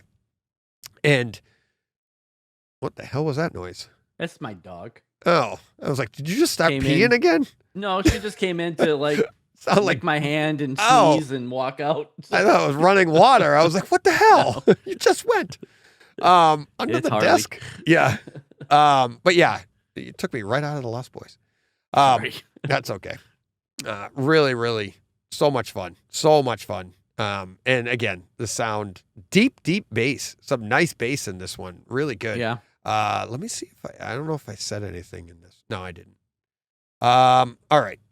Next up, another one popped in this week. Poltergeist. I'm interested to hear about this one, because this one I am more. I like this movie quite a bit. Gorgeous. Yeah. So, much like, I think the picture on this one is better. I didn't watch this one entirely. I didn't have time, but I wanted to see what it looked like, and it looks really, really good. And I think it actually looks a little bit better than Lost Boys. I interrupted you, so we didn't say what it was. Poltergeist. Okay. I think I said it. Well, the image is up on the screen, but yeah, Poltergeist. Oh, okay. 4K, DTS Master Audio 5.1, and it looks really good. And again, I just bounced around. The sound is there. It had nice dynamics. The few scenes I've watched, and again, I just wanted to give my 2 cents on this because I got it in, put it into the Zappidi, and I was like, here we go. Right. This one was loading on while I was watching the other one, but I didn't have time to, watch this one in its entirety. So, but that one was fun. I'm glad it's there. I think Jen and I are going to save this one for October, and we're actually going to watch it some night together for, Halloween. And then, so my last one, the one you were interested in, over on Netflix, new Netflix series, Cyberpunk Edge Runner. It's in HD with Dolby Vision, and it's 5.1 PCM audio. It is the audio on this is awesome. It is so good. It's very feels a lot like Ghost in the Shell. When you first, the opening scene in episode, I'm like 3 or 4 episodes in, and it's the opening scene of the entire series. I felt like I was like, oh, is this a sequel to Ghost? I know what Cyberpunk is. We know, we read the comic. We read the comics, and it's a video. Yeah, it's a video. The video game. But I didn't know they were making. I'd never heard of this. So I didn't even know it was coming. really great story. It's this kid gets put into some bad circumstances, so he takes on this tech. You're in a world here where you have 2 openings on your neck for like flash drives. Oh wow. Yeah, and so you can get upgrades a la like the Matrix. Right. And it just goes from there. But obviously this is animation. It's what, manga? What would you call this? Yeah, Is anime. Anime. Yeah. And it's so it's animated. It's not live action. Oh no. It's animated. It's like Okay. Ghost in the Shell. So whatever that would anime, Right. It is so good though. The colors, I thought it was 4K. If I know you see my notes every now and then, I had written Right. 4K, and then when I was getting ready for the show, I was like, I took the picture for the graphic, and I'm like, oh my god, it's only HD. It's that, Right. but it's animated, so It's animated. but so the it can contrast look- is fantastic there, right? It's so good. I saw it when I came home. Again, I haven't had a lot of time to take in a lot of stuff this week, but I was so glad I checked this out. They're 23-minute, 25-minute episodes. And like I said, the sound moving around your room is really, really cool. They had the music that they have playing. They have some like rock playing, but then they also have the other, like the score to this dialogue. Really good. Locked front and center, even though sometimes the character will walk off and you'll get a pan there. But I really like the story too. It really grabs you right away, and then you just want to see what the capabilities this kid's going to have, and where it's going to go. So I'm kind of excited to get back to it. But it's a really, really good home theater experience as well. Really impressed with it, considering it's HD and PCM 5.1. I think people will be really impressed. If you have Netflix, check it out. Yeah, I'll definitely look for it because Yeah. I didn't know about it. And then, all right, that will be. Let's get to. I watched this Hans Zimmer live in Prague.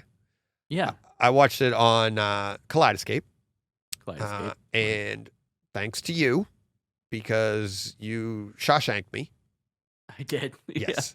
I had anticipated, I saw your notes and I was like, oh, good, he saw it.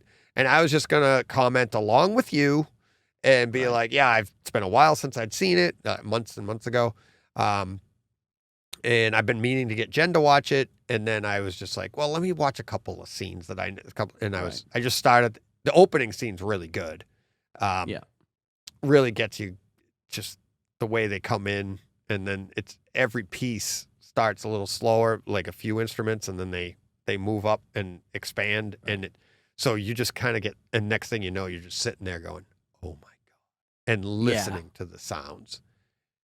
So I had the Blu-ray disc, so it's not 4K, but there is Dolby Atmos. Yes. Now the warning is for people that have the disc, if they don't know, you have to turn on Atmos. Okay. Because it doesn't switch automatically. Because I watched like five or 6 minutes of it before I realized I wasn't in Atmos, and I switched it over and kind of started over again. But you do have to turn that on. But yeah, like I said, I had never seen it. Again, this is one of the good things that come out of Facebook groups and different things like that, because people just talk about it, over and over again. This thing comes up all the time as being it's come up such a on this great podcast experience. a few times.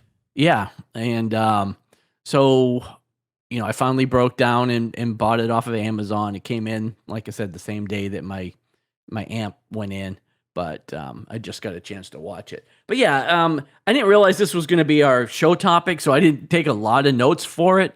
But it's just glory. Like, it is simply amazing. Like, I just don't know how else to put it. Like, you are fully immersed in this music. Yeah. The only comment I had is that the light show can be a bit distracting at times. I didn't find that. I saw that in your notes. What about it? What about it? It was just. You also have a 123-inch screen. Yeah. To be fair. It was a little much on the eyes, I think, a few times when it was really flashing. Not so much like again, there's different scenes where it's in the background and not as obtrusive, but like when the whole stage is flashing on and off, Yeah. it was distracting for me a little bit.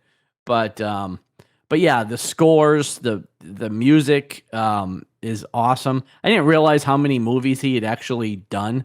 The only complaint I would have is that if you watch, I didn't look at the chapter notes, and this might spell it out better, but you don't always know what you're listening to.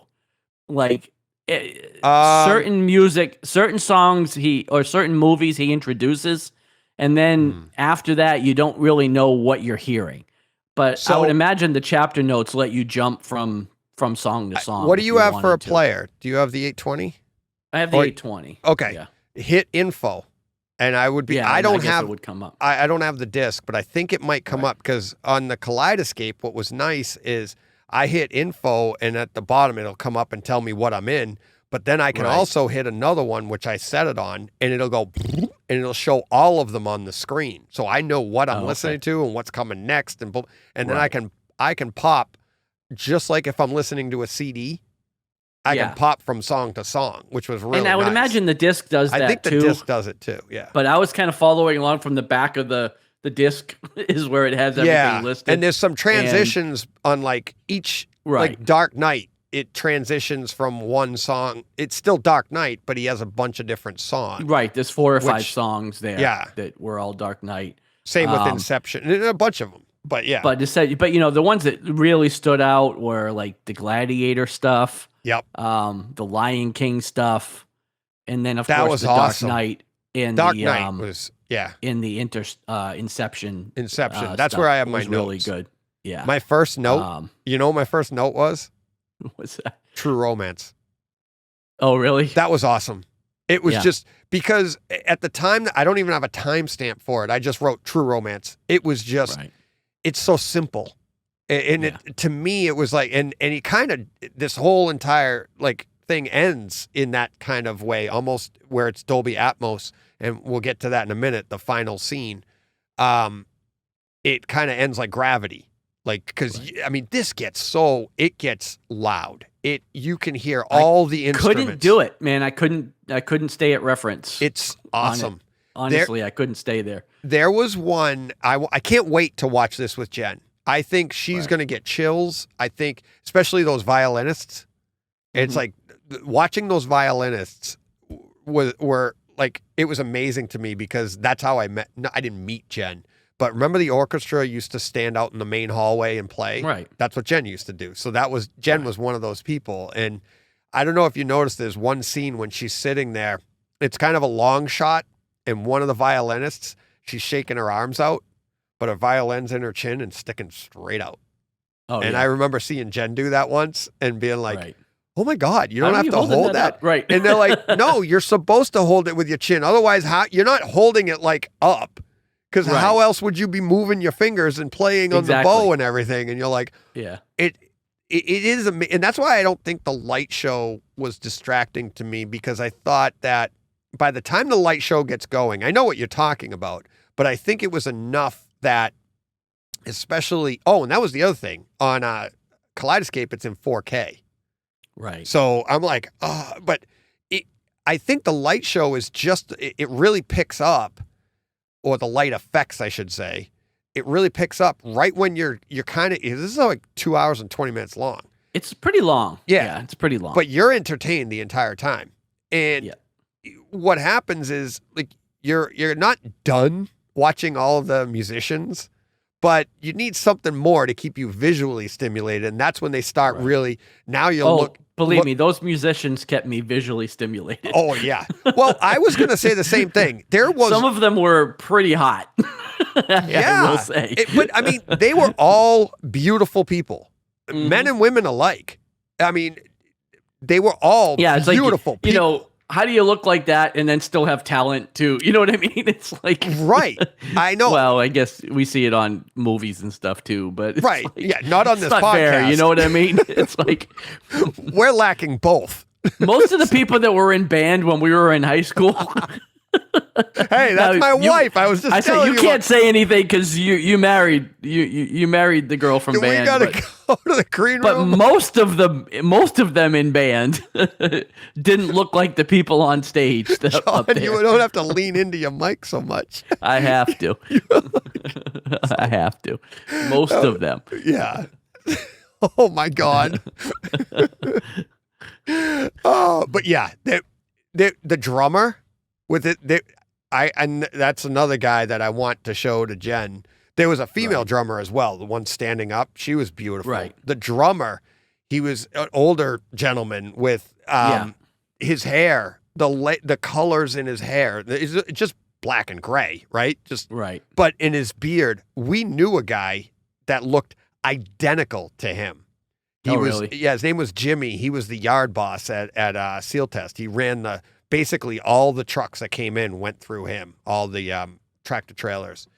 And he looked just like him. Same beard, and he had his hair in a ponytail in the back, just like that guy. But what I found interesting about him, like I said, they're all beautiful people. You look at them, and they were just captivating to see them in that setting, right? And again, yes, the girls across the front, the different musicians, just a gorgeous. Like, how do they practice this? And there's so many layers to this. The other very impressive thing is like there's no sheet music. Like nobody was reading any sheet music. The singers that I could see. The singers were. The singers maybe, in the back. But most of them were just like they have every single song committed to memory. Right. Which is hard to do, that's 2.5 hours worth of music, right? And they'd have a violin. They all had different places on the stage for each song, right. And like I remember one instance when the violinist is down on the left and he goes, and now for this song, whatever Hans would say, it's like right, and then the violinist started walking towards them playing, and you're like, oh, okay. And it's like,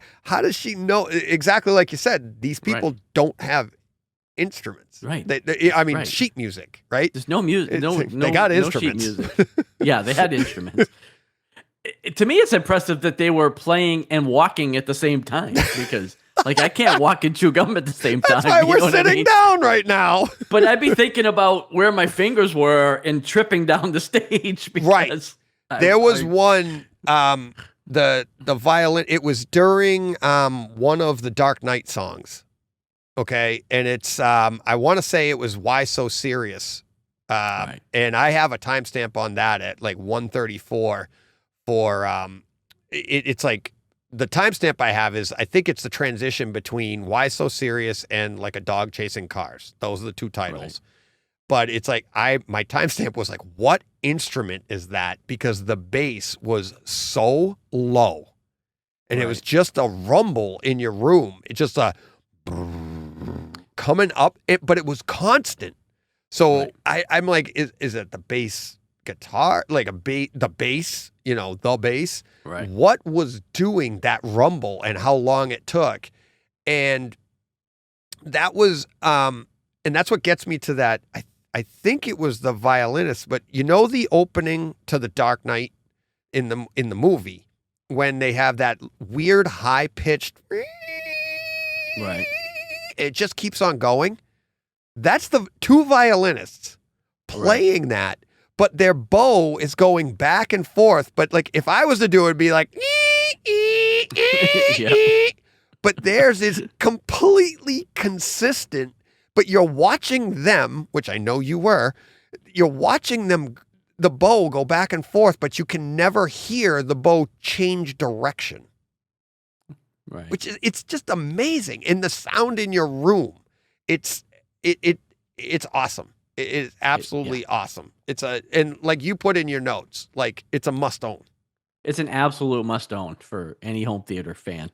Like it is just, even if you don't like all the scores, but I mean, again, I don't know how you're a movie fan and don't like most of those scores because they're all from the movies that you should like anyways. How are you listening to this podcast? You go, well, I hate the score. Right. Hans Zimmer, who's he? Now, I was looking around. Where's the John Williams version of this? Because there is. I want that. You saw John Williams, didn't you? No, I didn't. Oh, no, I didn't see John Williams. No, I saw Star Wars. Oh, that's right. Live, with not with John the orchestra. Williams. Right. but not John Williams. Right. I This think was John, just I like think the movie. Tom played with Andrews live. saw John Williams. Yeah. And like all similar to this, but it was John Williams. And he's like, Right. what's amazing is like when you go to the show, which I didn't really find with this Hans Zimmer, is that Tom was saying about John Williams is like when you go from one song to the next song to the next song that he does, you're like, wow, there's a lot of similarities here. Right. But yeah, which this, like I you didn't said, this feel like that wasn't at all. No, it wasn't. It was everything seemed very distinct. Yeah. But yeah, I did a little digging after I finished this for like a John Williams. And there is like a Blu-ray, but it doesn't seem to be anywhere near the quality of this. And Yeah. it's not. This is in the one Atmos, everybody and says you have to This have. is the one everybody wants. But like there should be a John Williams version of this out there somewhere. Yeah. Well, before I forget, I was going to save it for the wrap up, but I usually end up having dinner going, I forgot to say that. Right. This is why you're here, John. Listeners have told me about this, and I keep meaning to bring it up, but then I go and do my show, and and it's like it never comes up. And it's like, you're in the forums, you brought it up. I'm like, yeah, that's right. This is great. But it's like, it's our two minds together, and now we're reading the listener stuff. I'm not kidding you. And it's like trying to keep all this together for me has been like, how do I'm like, I can focus on something, but I'm getting comments from like last week's show about stuff we said that I forgot we said. right. So how the hell am I supposed to remember all this, right? But that's what this is. It's an absolute must own. You're absolutely correct. It's a must own because you hear this stuff and then it makes you want to go see that movie. Makes you want to put in The Dark Knight again, or put in Inception, or throw in True Romance. Like I said, that one there was so simple. It's just a do whatever, that Which was awesome though. Yeah. Wasn't it? And especially after everything you'd already heard. That was like probably a third About of the way halfway in. through. Halfway or maybe and a third of the way. Yeah. But it's been so loud and everything, and then you're like, I knew it right away. I was like, oh my God, that's True Romance. I'm like, I didn't know we did that. Yeah, that's what I say. There was things that were listed on listed move, like Thin he did Red Angels Line. and Demons, and he did Angels and Demons.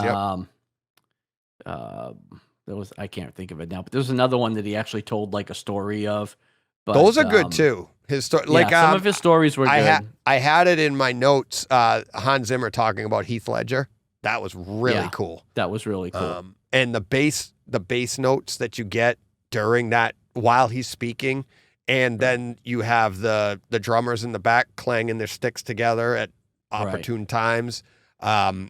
Just amazing. And I can't say enough how cool it is. Like at 2 hours, 10 minutes, and 45 seconds, it's Inception, but Mombasa is what the piece is called. And the drums go around the back of you a couple of times. Right. It's just, you're just like, what the? Now, yeah, it gives you the feel like you're on the stage. I guess if you're in the audience, that's not what it would sound like. Probably not. But am I wrong, or is this better than being there? Well, yeah, because if you're there, you wouldn't be as enveloped by the instruments as we end up being, Yeah. because of the sound mix, Right. But yeah, I don't know. There's something to be said about live events, because it's the same thing with sports, right? Like, I have a much better experience watching any sporting event on my TV than I actually do when I'm there. But it's kind of the experience of being there, so it's hard to say. Like, the people in Prague probably aren't complaining that they were there. But I think we get a better experience watching it the way we did. But you know what I was thinking when I was watching? I clapped. I was all by myself, and I started clapping. And I know Jen will. And it's like, because she really gets into this stuff because that's what she did. She loves, and she loves to see the passion that these people, she's like, look at what they're doing. We've watched other stuff like this. I went to Fenway and saw like Motley Crue, Poison, Def Leppard, and and when you're there, that's part of the environment. The bass going through you in that big environment, you're like, this is awesome. The crowd cheering, yelling, you're having a great time. I feel like when you're at nobody's standing up and cheering and yelling. There was a moment when everybody stood up and clapped. There was about halfway through. There was like a standing ovation. A standing ovation. Cool. Yeah. But the actual sitting and listening, it's like wine and cheese time. You know, right? like, Everybody's quiet. You're like, everybody's. Yeah, it's like, not like a Motley Crue concert. No. So you know what I mean. But I'm sure like some of that bass, if they could get that to go through you like it does in our theaters, that would be impressive. But unless you're sitting in the front row, you're not going to be able to see the detail that we saw. Right. You know, you're not going to be able to watch that bow slide back and forth and know which bow is doing what. Not that you can really tell, but you're sitting in the back or you're sitting halfway. Yeah, you're not seeing anything. Well, you're watching it on the Jumbotron or whatever, but yeah, you're not seeing most of what we're able to see. It's what did it cost you to get it on Amazon? Do you remember? $23 or so. 23, 24. Yeah. Yeah, it was definitely. I mean, it was like $24.99, and then there was like a $1.50 digital coupon or something on it. So yeah, it's like $23. Well, I mean, it was there. I wasn't looking for it. I had a coupon. But I'm definitely going to clip it. I had a coupon. I have coupons. Yeah.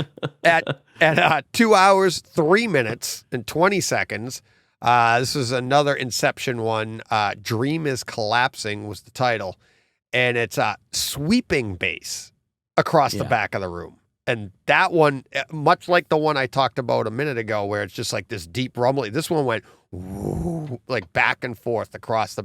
I don't know if it went back and forth or just swept back behind you like a couple of times. I just remember like, what the? It is just awesome.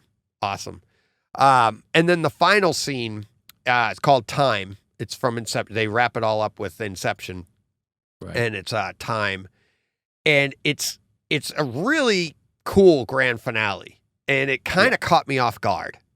I was expecting like the grand finale, like and I don't think I'm spoiling anything for anybody. It's an orchestra thing, you know, but it's not gonna be big bombastic like boom boom boom boom. It's actually a quiet piano. The way they wrap it up, they do ramp up a little bit. And then the pace comes down and it goes to, like I said, like gravity, where there was one moment when it's like and the piano keys were like, bing, bing. Yeah, very slow. Very slow. So and there's one violinist a little bit there. Right. And you could hear in my room, you could hear in the right rear corner, and I don't have any plumbing back there, but I felt like I heard something like dripping or water dripping or some kind of noise. I don't know what it was, but you just were so enveloped. You were so engaged in listening all around the room, because there was one time I turned my head. I was like getting a text or something. I turned my head and I heard a different instrument behind me, because now my ears are actually pointed in that direction. Right. I thought that was wicked cool, because, you know, like, I'm like, oh, wait a minute. Now I can hear that one. Now I'm listening to this whole thing, turning my head all the time, because you're like, what the, it's like, you know, it was an amazing disc. Highly, highly recommend it. And if you have a Kaleidescape, which actually I'm finding quite a few of our listeners do, grab it because you're getting 4K definitely and Atmos 4K and I wouldn't say I don't think the disc looks any. I don't know, the 4K wasn't Blu-ray. like relentless. I mean, it's Blu-ray, so I mean, it didn't look bad by any means. No. Yeah, it looked really good. And you know, the Atmos is the same Atmos you're going to get, right? No Regardless, matter what. So it was a 70 something. So it was a 73 gig file for the 4K. Oh, on Kaleidescape. Kaleidescape, and I know like most Blu-rays are a 50 gig Blu-ray. Right. So I don't, you know, that'll be, you know, that's that. But the Atmos on that it's just must own. Got to have it. Yeah. And then you can just pick your favorite movies, like you said, and go right through and listen to them. And because I don't know demo material throughout. I don't know that I'll go through it again from start to finish too many times. But I'll throw it on and pick out, you know, Dark Knight, pick out tracks. And segments that opening, the way they come walking Yeah. in and stuff. It's so much fun, fun. And that was the thing that I wanted to say is like how like each piece tends to start out with just like one or two instruments, then they add something else and then add something else. So you could feel it start to move into your room. And then those opening pieces that they raise a curtain and there's some more instruments and then they raise another curtain and then there's singers and you're like, oh, like it's just like everything is just washing over you. It's awesome. Awesome. So, yeah. All right. That enough? That's enough. That's enough on that. I don't know if you could tell, but we liked it. Yeah, exactly. If you weren't sure and you're watching on YouTube, it's Hans Zimmer live in Prague, and I added in an amazing Dolby Atmos. So, all right. That will do it for this week. I will thank Steve George, as always, for participating and inviting me into his home across the pond. That was great. And anything else? Thank you to all of our Patreon supporters. Thank you to everybody. We got another week or so coming up before we're going to be doing our 2 weeks, I think. We'll be donating to American Red Cross. And is it American Heart Association? Sorry. American Heart Association. Heart.org. So, yeah. All right. Thank you very much. I don't know what we're back with next week. Do you have any ideas? Who knows? This one came up organically. That was fun. It did, yeah. I mean, we're definitely going to be taking in Andor this week. So oh, that's right. I'm sure we'll have some of that. All right. And, yeah, we'll see. Cool. Yeah. All right. That will do it. We'll be back next week. We're talking Andor and so much more. And obviously, listener comments. Yes. The driving force. That's the biggest part of the show. That's what we are. We're nothing without our listeners. All right. Thanks, everybody. Have a great week. John, what do they got to do? Go push play. Here we go.